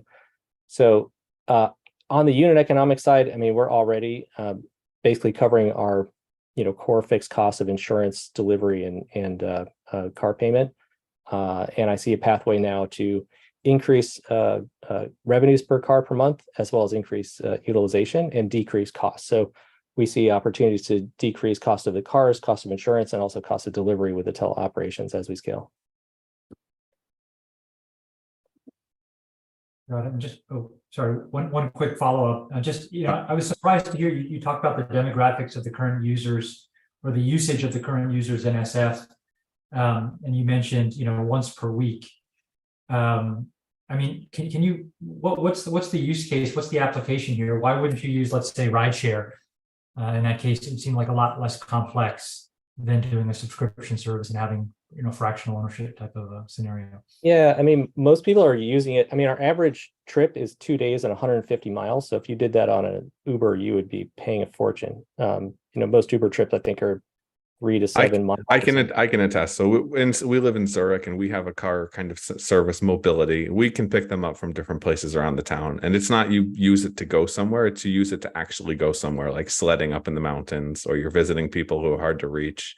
You're visiting people. It's not to go grocery shopping, because that you've already solved that solution somehow. Yeah, it's funny. So the mobility founder actually just came and visited us in San Francisco. I've known him for a long time. He's like the first car share guy in the world. But anyway, sorry, I digress. But yeah, it's basically to get out of town. I mean, if you look at why people own cars, it's, to do stuff that's hard to do without a car. You got to move a bunch of stuff. You got to get out of town and go to do something outdoors. Maybe visit some loved one who's an hour or two away. Go to work. We have a lot of our members just doing hybrid commutes. They go into the office 1 or 2 days a week, and they just want the predictability that it's just going to be there and always be available and at their doorstep and clean and gassed, and they don't have to think about it. Like, it's just there. That's a big value prop for them. All right, thank you. Very cool. And I want to keep things moving on to be respectful of everybody's time. Ezra, thanks for the pitch. Sounds super interesting. Good luck with shifting the EV market, so to speak. And if you're doing that, we're probably going to need some good ways to have predictive AI grid maintenance and management. So Matt, you want to take things over with PingThings? Yeah, appreciate it. Hey, everybody. Matt Burton here with PingThings. Let's go ahead and share the screen. All right. Y'all see that okay? Looking great. Take it away. All right. Trying to get that slideshow button. All right. So I'd like to start this off. This can be kind of a complicated topic. So really just want to start with who is PingThings. So we're really 3 things. We've built the Predictive Grid, an AI platform for energy data. So number one, really started with the database structure built from the ground up about 8 years ago. Extremely high performance, high volume, really the fastest platform in database structure for time series data ever built. Number 2 is obviously making use of that data. There's a lot of power engineers, data scientists that are trying to use this data to do something, investigate that. And so we provide all those power tools for them to be able to visualize that data, build machine learning, AI applications, all that fun stuff, rapid dashboarding, analytical prototypes. And then number 3 are, kind of the output of that work. So now we have these built applications. Maybe it's impedance calculations to meet some FERC order. Maybe it's oscillation detection, lightning strike analysis. And these are applications that we can then resell in the marketplace that we're growing. So that's who we are, to give context to the rest of this complicated stuff. So, really the reason this is becoming incredibly important is because of all of these different trends that, we always all talk about: decarbonization, electrification, growth of renewables, and particularly inverter-based resources causing a lot of issues. And through all of that, we're losing a lot of grid inertia. So if there's some sort of oscillation perturbance on the power grid, it can lead to cascading effects because there's not these big rotating machines in the volume we need anymore. And just a loss of, retiring workforce, asset health is tanking, a lot of big challenges, which is why we really need to start using this data. But what have people really been doing in the meantime? So it's historically been very expensive and hard to use the kind of data that we need to use to make better decisions. And what's really been happening are 2 core things. Number 1 is overbuilding. Obviously, we need to invest an incredible amount of capital in grid infrastructure. We see that through Inflation Reduction Act, CHIPS, IIJA, all this really great. We're still probably underspent, but at the same time, there really aren't always smart investment decisions being made in terms of where, how to stretch out the lifetime of some of the equipment that's already out there. And so we're seeing, rate cases, customer bills increasing 20% year over year. It's really not sustainable economically. So something's going to have to give there. And at the same time, SAIDI and safety scores. So how long are power grids down? How long does it take to restore them? What are those customer impacts? Staying relatively stable. But when we start factoring in major events, which I'm here in Austin also, another 105-degree day, I'm sure. Had to cancel a meeting with ERCOT this week because it all hands on deck. These major events are increasing. And so we're seeing more and more outages. So if we want to make use of that data, what do we really need to build in that case? So this is an actual requirement at the top. It's a certain type of sensor, don't worry about it, but just 2 trillion data points a year. This is not a big volume of sensors. This is for a utility. We work with utilities with 5-10 times this amount of data annually coming in. And so if we start looking at, okay, great, I want to run an analytical model to calculate oscillations against these data streams. You can see with just legacy historians, even generic cloud solutions, you literally have to click run and sit there for, frankly, weeks. Some solutions, frankly, it obviously is not going to run at all, which is why we built the platform up to handle incredibly high frequency data where, engineers can analyze this, build use cases and applications, tweak the machine learning models, and get an application out there within, days rather than, obviously what looks like month-long timelines. And so what are those kind of use cases we're solving for? You've heard me mention 1 minute warning. Oh, thank you. Impedance calculations, oscillations. This is way too much right now. We can follow up on this later, but there's a ton of use cases from generation all the way down to end customer use, where high frequency grid data is very important. Just want to give you a flavor. Here's that impedance application. Took us maybe a month to build this from working with the utility for the power calculations and rapidly prototyping this front end. And this is what all of our applications are now built in. But about the business, we've been commercial since 2018, received a pretty sizable RPE grant proposal. There's, a ton of proposals going in right now, certainly with all the money that's out there. Typically we're a data services pricing model so that utilities can capitalize the software sale, which is very important. Typically about 80% margins for our platform, anything that's recurring revenue. We last raised about a $6 million round in September of 2021. And we're exploring another raise right now. And time is up. What are you looking for? What are we looking for? Probably raising between 15 and 20 million. Going to start getting more serious about that in the second half of the year as some of our, these are our current customers, but as some of the current pipeline gets closed and we have some bigger utilities under our belt. What do you need that money for? Where are you planning on utilizing it? And what do you need to do to hit that next round or break even profitability? So very fortunately, we were break even last year. There was a significant amount of DOE funding involved in that. So, that's not going to continue in perpetuity. But really, I joined the company as Chief Revenue Officer in February, really first sales guy of any kind. So we really need to build up the go-to-market function here. Yeah, it feels like 1:15. Yeah, not surprising at all. I'll start sweating shortly. I keep the AC up. But yeah, in this space, our primary customers are utilities. Longer sales cycles, a lot of thought leadership and credibility and relationship building is key there. And having that team in place that can facilitate that, as well as some key resources in data science, Golang developers, Python developers. And then, a lot of our background really is time series data management and building that architecture. So we need some folks that are more focused on power engineering as well and having that background. Awesome. David, you're in Austin. Want to take it away? Yeah, sure. Matt and I can sweat together sometime. My question, I think the thing that makes venture capitalists and other investors like eyes twitch is what you just said, selling to utilities, right? Yeah. And so I feel like what I've learned in the past year or so is a lot of conversations and then a varied amount of pilots. And then the Death Valley is a pilot, right? And nothing ever comes out of it because the utility is slow to move. The utility says, you know what, Matt, I really love this. This would be great in our 2027 budget. And you're like, well, I'll be out of business by then, right? So talk to me how you, versus a lot of these other things that I think all of us are seeing, are getting through that Death Valley out of a pilot and into somebody actually buying you and paying for it. Yeah, really good point. And you nailed it. That's exactly how it is. And all I've ever done is sell to utilities. So Okay. definitely a lot of experience there. So I think one thing that's important is continuing the push with a lot of the government funding. Obviously, that's not something that's a long-term accretive to the business solution, but as a bridge through some of these pilots to get into that broader capital planning, that is really important.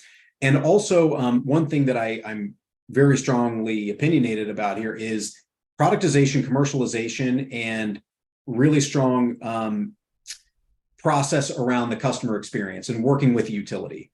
You know, you need to be out there collaborating with them constantly, or a pilot is completely not going to go anywhere, especially in a situation like this where it's a platform and they need people using it. If they're not using the platform, zero chance of getting a capital deal.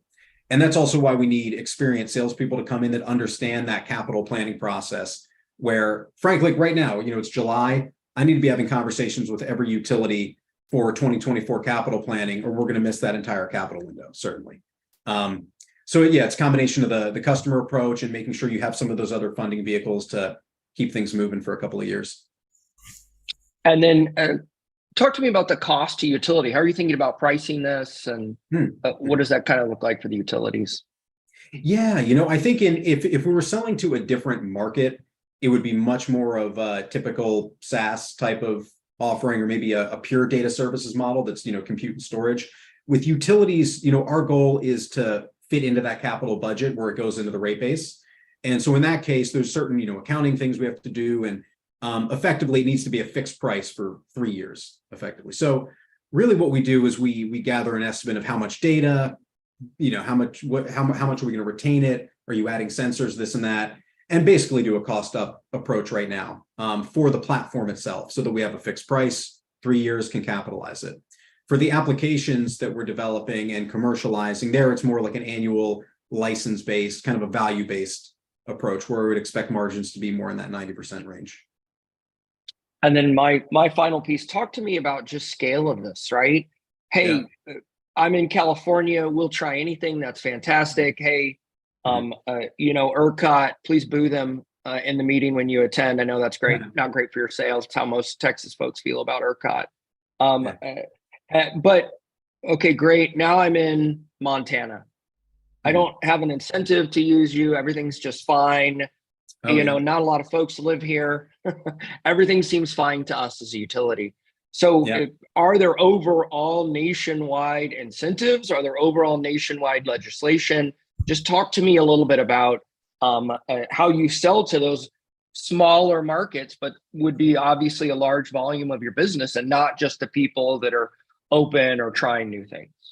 Yeah, that's a really good point. That's actually part of what brought me to this business. Like you can see GEB, a Colombian utility, on here. There's nothing that is like a policy or federal regulatory driver for what we do. There's accelerants, like there's a FERC order for dynamic line rating, basically, a whole other topic. But so that can accelerate what we're doing. But really the challenge is through inverter-based resource integration. So anywhere they're seeing a lot of solar and wind, they're having grid management issues that, like, currently they just use SCADA data. It's maybe 10-minute data. You can't see these oscillations and harmonics that are taking plants down. Like we had an event in ERCOT like a few months ago where they actually lost a gigawatt of solar or something from this issue. And so it's kind of like a natural, it's a naturally occurring impact, effectively, that we're going to see through the energy transition that necessitates this. Like we're talking to one of the largest transmission operators in Brazil, and they're like, yeah, we're going to run the grid on this data in 20 years. Obviously, they're not there yet. Now that's a long timeline, but everyone's taking it really seriously. All of the ISOs, including ERCOT, have actual plans to revolutionize this. Like a lot of this data sits in some database. They can't get it. It's on premise. They're moving to the cloud. So a lot of headwinds there. Thank you. Yeah, absolutely. Good questions. Cybersecurity risks around the data and potentially hacking in, or other government spying, et cetera. Yeah, definitely. You know, a lot of considerations need to be there. Like with our largest customer, Dominion, we're deployed in AWS GovCloud for some of those reasons. But, you know, we're in AWS, we're in Azure, we're about to complete our SOC 2 Type 2 certification. So one benefit is there's no PII, so we can avoid that. Our platform also uses data more for planning purposes and for like post-event type of analysis. So in that case, there's some like NERC SIP requirements around that data security we don't necessarily have to deal with. That's a lot higher bar. But yeah, we have all the security of those big cloud vendors and single tenant environments and strong processes to prevent that. Could you talk us a little bit about the competitive situation? Is there similar platforms out there? Yeah, absolutely. And so there's a few categories of folks. There's like just the AWS and Azure. There's the buy versus build, utility IT teams like, oh, we're just going to build it. And, frankly, it's taken us a team of 20 engineers for 8 years to put this in place. And so a lot of our benchmarking speaks for itself in that way. Whether utility values that or not is another thing. There's the legacy historians that have a lot of bells and whistles and front end features and have kind of captured the market. But there's multiple entities we're talking to where they're increasing their price because of that market capture, and folks are ditching them now. Now, do we have all those bells and whistles? No. Do we have the performance for the data? We certainly beat them out in that regard. So that's another category. Another category I would call just time series databases, which is why we've gone far beyond a database from the ingestion all the way to the analytical layer to the application building. And then the one other category I would consider would be vertically integrated solutions, folks who sell the sensors, have the platform. It's all kind of walled garden approach. But the sharing of data within utilities is critically important, which is, we have all that good API stuff built out, which is key. And the other factor is there is actually a lot of grid infrastructure like relays out there that have the sensing capability already built in, and they just leave them turned off. A lot of the time, they don't even know they exist. So the need for the hardware itself isn't even necessarily there. It's just, hey, let's turn this on, get a platform in place that can handle it. Why are your competitors raising their prices if you've got 90% margin? You said increasing prices was one of the reasons that people were switching away from other solutions. Yeah. Sorry, I'm not sure if I fully understand, but yeah. So they're a competitor in a sense that these data historians, they manage a lot of the time series data for utilities. And so they're in a position where they also provide a lot of services involved. Their pricing is much higher than ours is typically. Okay, understood. Anything you do yet on the European markets? No, not yet. Early conversations, but international expansion can be risky business. So slowly stepping into it and need to find some resources that have those strong utility connections and can. But we have a big partnership strategy that I didn't really touch on here, where there's some partners that are more in that grid consulting space that we're riding some coattails out into Europe and more in the US as well with those folks. One quick follow-up question on technology differentiation. You talked about benchmarking. How is this done? Is there a data set that's used kind of as standard in the industry that you're able to compare and contrast what you're doing versus other companies in the space? Yeah, and so I'm not the most technical person to give you the best answer, but we've simulated data sets. We've simulated. So I showed you that use case example, like 100. They're called PMUs. These sensors. We've tested up to 90,000 virtual PMUs streaming in. I don't know how they simulate that or make that volume of data generate, but that's how we've done it. We've artificially created these data sets that will stream in up to the point where it gets very expensive to do, and then we stop. And a customer obviously has a proprietary data set that they can give you and other companies in a similar space and compare performance. Yeah, exactly. And we've done that like with Ameren on here. We had we used AMI data on. It was a super interesting project. We compared against based AWS, and I think it was 127 times faster than their platform, and some other metrics in there. But yeah, that's effectively how we do it. And then through one of our DOE projects, there's some open source data sets that we've benchmarked against as well. All right, thank you. Yeah, absolutely. Any last questions, folks? Well, then we did the ugly unsexy of the energy. Let's go ugly unsexy on construction. So excellent. Thank you guys. Concrete for change. Matt, thanks for pitching. Thanks for sharing. It's the little optimizations that make the big difference, as well as capturing CO2 with concrete. Dalraj, you want to take over and share what you guys are doing with Concrete for Change? For sure. Thank you, Matt. Just give me 1 second. Great. Hopefully you can see that. It's looking good. Okay, I'll just make it full screen. Hopefully that's full screen for you now. That is full screen and ready to rock. Perfect. Thank you very much. So hello, everybody. My name is Dalraj Nidha. You can call me Dal for short. So I'm one of the co-founders of Concrete for Change. And we're on a mission to remove 2 billion tons of CO2 emissions from the concrete industry by 2040. Concrete is the second most used material in the world after water. It's used in all our necessary infrastructure that facilitate our daily lives. However, it is 8% of all global CO2 emissions as of today. And if nothing is done, it would be 40% of the global allowance by 2050. And this is something that we desperately want to avoid. However, what is lesser known is that concrete has the potential to be a very safe and scalable form of CO2 sink. And so our objective at Concrete for Change is to realize the potential and provide a novel technology in order to exploit it. So the solution we're developing, we can take CO2 from any industry with a particular focus on the CO2 generated from cement production. And we're developing carrier materials. So these are porous granular materials that can absorb CO2 from these streams. And then they are added to fresh concrete mixes as an additive, roughly in the ratio of 1% of concrete by mass. The idea then is that the CO2 starts to release from our material within the concrete, it starts to react in the concrete to be permanently mineralized and locked away forever. And through this procedure of carbonation, the strength of concrete can increase, meaning then we can reduce the amount of cement needed in concrete to get equivalent strength grade concrete mixes because you don't need the extra strength. So with this technology, what we're aiming to do is make concrete significantly greener, up to 20%, and also cheaper because you're reducing the cement, which is the most costly component, as well as the key emitting component. And what's great about our technology is we're not changing concrete production lines, which is important for a very conservative industry, and we can be seamless to adopt as well. Therefore, our value propositions are mainly threefold. As mentioned, we can reduce cement and concrete, which is 70% of the price and 80% of the emissions. In the UK and EU, where we're primarily based, the big cement and concrete players are paying a carbon tax on top of how much cement they're producing and using.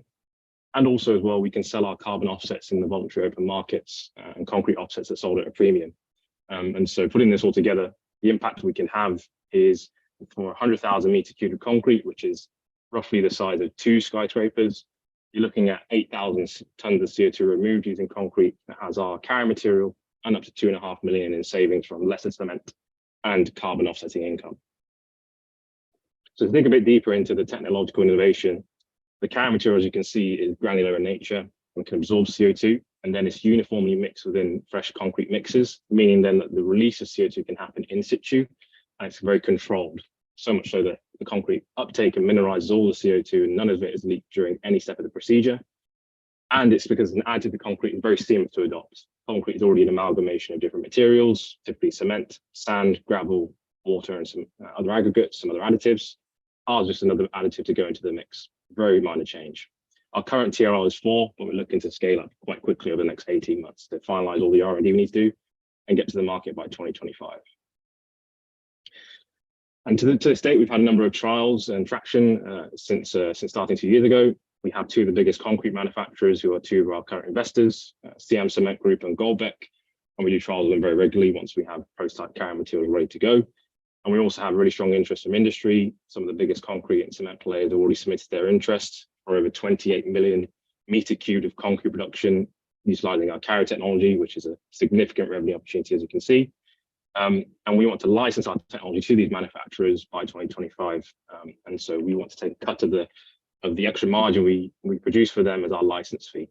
And as you know, concrete is a global market. It will be $1.3 trillion in value by the end of the decade. 1 minute warning. In terms of how we compare, so the main player in the market is mainly carbon cure. But I'd say our key USPs is that we don't change concrete production lines as comparison to them. We are flexible on source of CO2. And we're the only technology that has the potential to reduce emissions, sequester CO2, reduce cement, and reduce costs all at the same time. And all of these USPs have been validated by our early stage customers and our investors who have decided to work with us, even though we're relatively early stage as compared to the solutions that are already in the market today. And so we're raising our seed round to basically accelerate our technology development from TRL4 to TRL8. So we're raising £1.65 million with 1.15 already committed and a pre-money valuation of 10 million. So we'd like to close the round by hopefully end of August, and then basically take it from there. And we have a really strong team working at the intersection of carbon capture utilization and cement chemistry who are really passionate about solving this really key challenge in concrete. And we've had a number of accomplishments over the last 2 years, most notably winning the UN COP26's most innovative net zero project in Glasgow. And we won significant grant funding from the UK government and potentially from the EU next year as well. And time is up. And while I'm bringing in the other investors, nothing here is investment advice. None of these are offers, yada, yada, et cetera, et cetera. If you want to be an investor, you can talk to the companies. It has nothing to do with us, legal mumbo jumbo aside. And if you want to learn more about us and what we do, forward.vc for more details, to find our climate VC databases, to figure out about our accelerator, to subscribe to the podcast, to apply to pitch, and yada, yada, et cetera, et cetera. Anyways, I will let Tarmo go first this time. Thanks for pitching Dalraj. It looks pretty awesome, and curious to see what the panelists think. Got a couple questions myself as well. Thanks, Tal. Explain the basics a little bit. I mean, if only 1% of the cement is CO2, how on earth is it CO2 net zero? I think I lost my connection there. Go back. How can you reach the net zero if only 1% of the concrete? I don't think they're going net zero. I think they're just reducing overall. In the slide deck comparing to the others, there was a net zero with a green asterisk for you. No? Oh, I'm back. Sorry, I'm back. Sorry, go. Can you hear us, Dal? Hello? Let's try. You there? Let's stop your video and see if that helps. Can you hear us now? Yes. Sorry, can you guys hear me? Yeah. Tarmo is asking, how can you be net zero if only 1% of concrete is CO2? Oh, yeah. We don't claim to be net zero. Net zero concrete is very far away. There is a vision for it, which we believe is a combination of sequestering CO2 in concrete and reusing end-of-life concrete as well, rather than digging up fresh aggregate and creating new cement. So what we're trying to do is basically a step in the right direction, and particularly focusing on the sequestration of CO2 as a key vertical. So yeah, and I think the other part of the question was around cement and additives. So we're adding 1% of our carrying material by the mass of concrete, but we're looking to reduce cement content by about 15 to 20%. So what that means is, even without any of the carbon offsetting derivatives, if you had a traditional mix and then a new mix containing our carrier, basically the costs are level, if not slightly in our favor, because of the material reduction. And then obviously to the carbon offsetting, you get the extra margin that you're looking for. Thanks. No worries.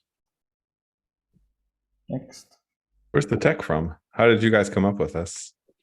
So it's primarily an idea from my co-founder, Sid and Michael. So our CEO, Sid Portfolio, is actually, I'd say, a concrete industry expert. He's been working in the industry for over 20 years, done his PhD in cementitious materials, and worked at some of the biggest construction firms in the world. And our CTO, Dr. Michael Wise, is an expert in CCUS technologies and taking them from lab to scale, and worked at one of the biggest spin-outs from Imperial College London as well. So yeah, we're not a spin-out per se. We've just been we've taken kind of the best aspects of carbon capture and looked how we can combine that with concrete, basically, and work at the intersection accordingly. And yeah, that's kind of how it came to be.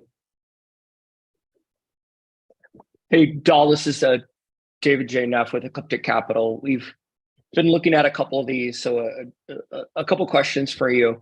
Brutal market right now, right? I feel like a lot of investments in this, maybe great 3 years ago, maybe great 4 years ago. I think a lot about like battery recycling as analogy, right? There's so many battery recycling companies, not that we don't need them, not that there won't be winners, but I'm just interested in kind of how you view the competition. I appreciate you having a slide and, calling out the folks that are on there, but talk to me a little bit about competition and just your particular niche, right? What I've seen a lot of lately is industrial waste to concrete, right? And I'm sure you're familiar and you've seen that too. And obviously that is a very kind of subsector that's interesting, right? Forget net zero, just we're going to keep building. There are more people. So let's get our concrete somewhere in the right direction. But just talk to me a little bit about what you think maybe your 3 things that are better than your competition. So to your point around the industrial waste, just quickly. So this has already been well used by concrete manufacturers. There are some startups taking this industrial waste approach and, let's say, modifying it slightly. The issue is that the feedstock for these industrial waste, which are acceptable in the concrete industry, is less than 10% of the demand of cement, and is actually running out. So the waste materials in the UK and the EU are going out by the end of the decade. So it's not a long-term solution in our view, but it's still a solution for today. In terms of direct competition in the vertical we're in, which is the sequestration of CO2. So primarily you have 2 main methods. You have the most famous market leading method, which is probably carbon cure from North America. You guys may be familiar with them. What they try to do is inject gaseous CO2 on fresh concrete. I'm not the chemist or the scientist of the team, but gas can evaporate before it reacts with anything. So there's significant limitations associated with that. And they also rely on purified CO2, which is higher cost and has higher embodied emission. Whereas in our case, we're using a porous material which locks in the CO2, it's chemisorped, and then we add that material to a fresh concrete mix. The CO2 is locked in forever, and actually the release of CO2 happens within the concrete very, very slowly. There's no leakage during the process. And also what's important for our process is that we're flexible in any source of CO2. So the cement players in pretty much all the world, but particularly in the EU, they're being basically charged a carbon tax on top of how much CO2 is being produced from their cement plants. And they have little routes to utilizing that flue gas. Whereas we're looking to say, don't send it for carbon capture and storage, which is going to add twice the price to your cement margins. Give that to us, and we will utilize it in your concrete to make it cheaper, stronger, greener. So all of these value propositions added together means that we've got quite a compelling technology, which has resonated really well so far, even though we're still 18 months away from market, I would say. And then my second question is just talk to me on end of life, right? I feel like, again, a lot of these concrete companies are out. There is an end of life. How are you guys kind of thinking about that when that building gets knocked down? And is it releasing some of that carbon? What does that look like? So what's interesting about concrete in particular, when you mineralize CO2 in concrete, it's locked away forever. It doesn't leak. So it becomes chemically bonded. It transfers basically the available calcium hydroxide in concrete to calcium carbonate, which is like a limestone-based material. So even if you had to demolish concrete at the end of its life, it doesn't leak. The only way it would leak is if you heat up that concrete to like 600 degrees, which is not going to happen in real life. See, if it does, we're all in trouble. So, but anyway, so yeah, there's no issues there. In terms of our material, once it's released CO2, it just acts as a filler. So it's not meant to degrade the concrete in any way. And we're doing lots of tests to verify that and make sure that's conclusive. And because it's a relatively small addition to concrete, let's say 1 to 2% by concrete's mass, the regulatory kind of hurdles to jump are much smaller as compared to bringing in new cement, for example. That's you're talking 5-10 years of regulatory hurdles for that in particular. So yeah, we're pretty confident that we've got the end of life use case under wraps.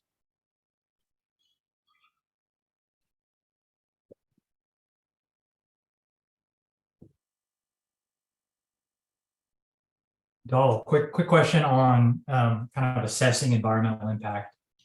Has your technology kind of undergone any independent certifications to kind of validate your claims in terms of environmental impact? Are there certifications that exist? I know here in the US, like for buildings, they can undergo certain types of certifications, but do you qualify for that? How should we think about your technology in that context? There's two factors to it. There's the LCA consideration, so we want to minimize the emissions associated with the production of our material, and also, as you say, the kind of building regulation certifications as well. So tackling the LCA quickly. So we're trying to make the production and usage of our material as carbon neutral, if not negative, over time. So the actual precursor for the carriers that we're developing is from waste streams. So we're looking at wood waste, we're looking at plastic waste, we're looking at silicas as well. So you're starting from a good base. And then what we're doing as a company is basically chemical modifications to turn these precursors into carriers, into solvents. And then obviously if you're locking in a certain amount of CO2, that also helps from an LCA perspective and adding that to concrete. So with the prototype carriers that we've developed so far, basically we've been carbon neutral, which is great. We tend to keep that. Obviously, that's just prototype. We want to keep that trend going upwards for the final product. And then in terms of certifications, so we're trying to introduce our material with an admixture to concrete, which is basically the additive codes. So CO2 as an admixture is a little bit of a gray area. It's not necessarily fully defined yet. So there will eventually, and it's already in process, there are amendments being made to these different standards in the US, in the UK, EU, in Asia, because the regulators are very kind of receptive to new greener technologies like ours and others. And so eventually there will be new lines in these admixture standards to say you can sequester CO2 as an admixture. Funnily enough, Carbon Cure are trying to put that pressure on regulators here in the UK and EU to do that because they're trying to do the same route, albeit they're not using, well, whether you can make the argument admixture is a gas, I don't know. But in our case, we can get some material similar to other admixtures, which are materials. So again, we're already in the process of those conversations. We're on the committees for the UK admixture standards, and we're going to be doing a number of concrete tests, accelerated durability tests to prove that out over the next 12 to 18 months. Great, thank you. Awesome. It sounds super interesting. Any last questions, folks, before we jump to our last segment of the show, the climate startup of the night? It looked like a lot of our startups had to jump off probably for LP or customer calls, totally not LP, sorry, investor or customer calls. But now we jump to the last section of the show, the climate startup of the night. This is where we vote our favorite 1-2 companies of the night and see if we can find some consensus on who was the most promising company. So how we do this is, David, you get to go first because Zoom puts your head on top of the video. So let's see, who are you most interested in? Who would you want to meet with? Who do you think would be potentially a great investment? What 1 or 2 companies are you most interested in and why? Yeah, definitely. I'm biased because we are looking for a lot of, I think the concrete built environment is one of our climate thesis areas at Ecliptic Capital, right? A lot of standards, a lot of safety. We've invested in a fireproofing nanoparticle, and you can imagine how many tests fireproofing has to go through. And obviously, what does this concrete look like 5 years, 10 years, 15 years down the road? So a lot of risks, but very interesting. That would be one where I want to continue the conversation with Dahl and some of his co-founders afterwards.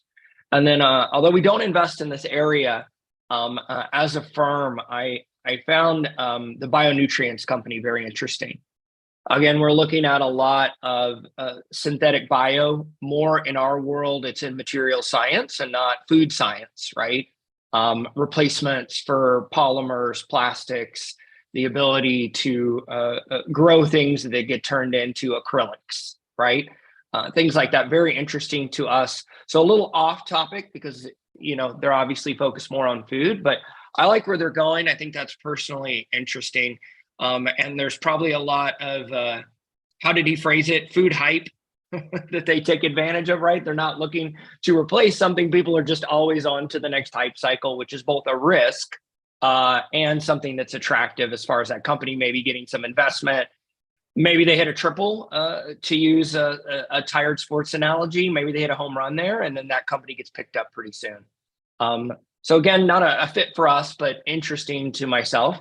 I would say them, and then I would say the concrete for change votes. Awesome. Dennis, you're up next. Sure. Yeah. First of all, thank you everyone for the presentations. I really enjoyed it. I felt like there was a really diverse set of companies with interesting value propositions, great entrepreneurs. For me as well, I concur with David. So we look at food tech. We haven't done an investment yet in the space, but we're actively looking at this space. And I know it's a crowded space, but a little bit contrarian in a sense that I believe that there's lots of, obviously pressures, market pressures, environmental pressures that will dictate us having to move to alternative proteins. And so it's an interesting space. Really interested in the process specifically that Eugene outlined. The nutritional profile was interesting to me. I'd like to dive a little bit deeper on that. So would love to follow up with Eugene and group after and have a conversation offline.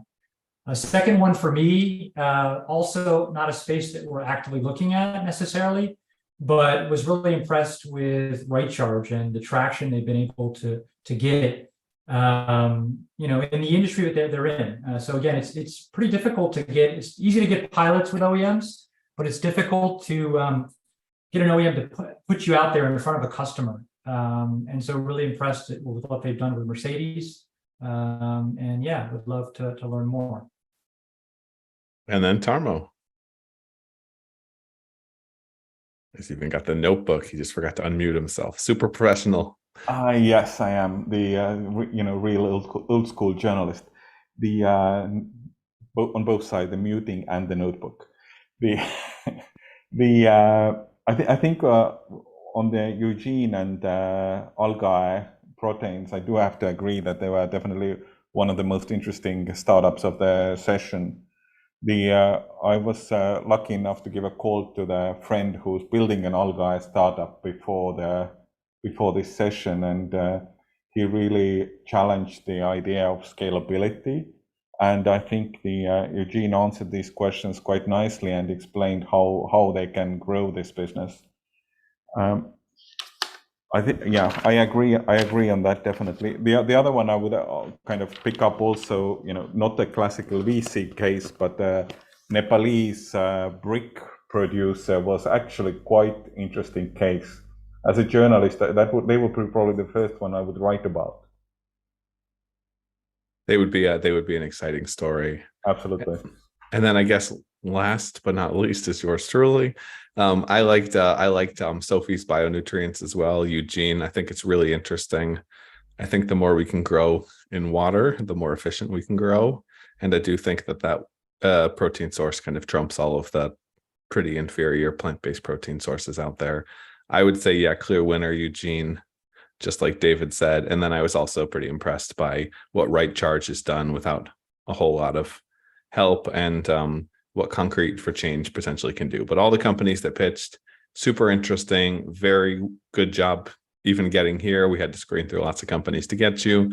And if you guys are looking to pitch or apply in the future, thestartuptank.com, you can find the application there. It'll also give you the application for our climate accelerator. So if you want to be part of our Partner in Climb program, we go all in with you, invest in 1 or 2 companies a month, and then make dozens to hundreds of intros to corporates, customers, clients, partners, pilot players, etc., to get you the traction you need. Because as an early stage climate startup, nothing's more important than proving out your technology and getting those big name checks. Hence why we're all excited about Rightcharge and what they've done with Mercedes. David, you want to go next? Where can people find out more about you and what you're doing? Sure. Yeah. So Ecliptic Capital, ecliptic.capital, Twitter account is Ecliptic Capital, LinkedIn is Ecliptic Capital as well. Personally, I'm at Dave IM on Twitter, and a lot of things, whatever's going to come after Twitter. Yeah, don't you mean X? Let's see if that's still relevant. Don't forget Mastodon, Blue Sky, Threads, all of the things, Matt. So you can go find us. We're the same. Dave IM is kind of my personal handle. You'll find that across all things as well. And happy to connect with folks on LinkedIn as well. And we published our climate thesis a couple months ago, where we break out the areas that we're actively investing in. So love folks to go and see that. And I'll also promote later on this year, we're doing a pretty comprehensive research paper on investment in AI in each of the areas that we're really concentrating and caring about. So you can think of that as a second part of that climate investment, is how AI is affecting climate and climate tech, and how we're thinking about it as investors. So that's us, Ecliptic Capital. And awesome. Dennis, what about you? Yes, thank you. Thanks everyone again for wonderful presentations. Dennis, you can find me at dennis@zeon.ventures.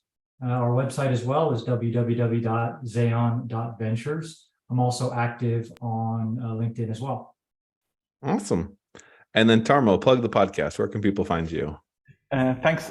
Basically, go to NatureBacked on whatever platform you're listening to your podcasts on. It should be available on all of them. Just NatureBacked together, talking with the investors and talking with green tech entrepreneurs about the future of this planet, if we have one.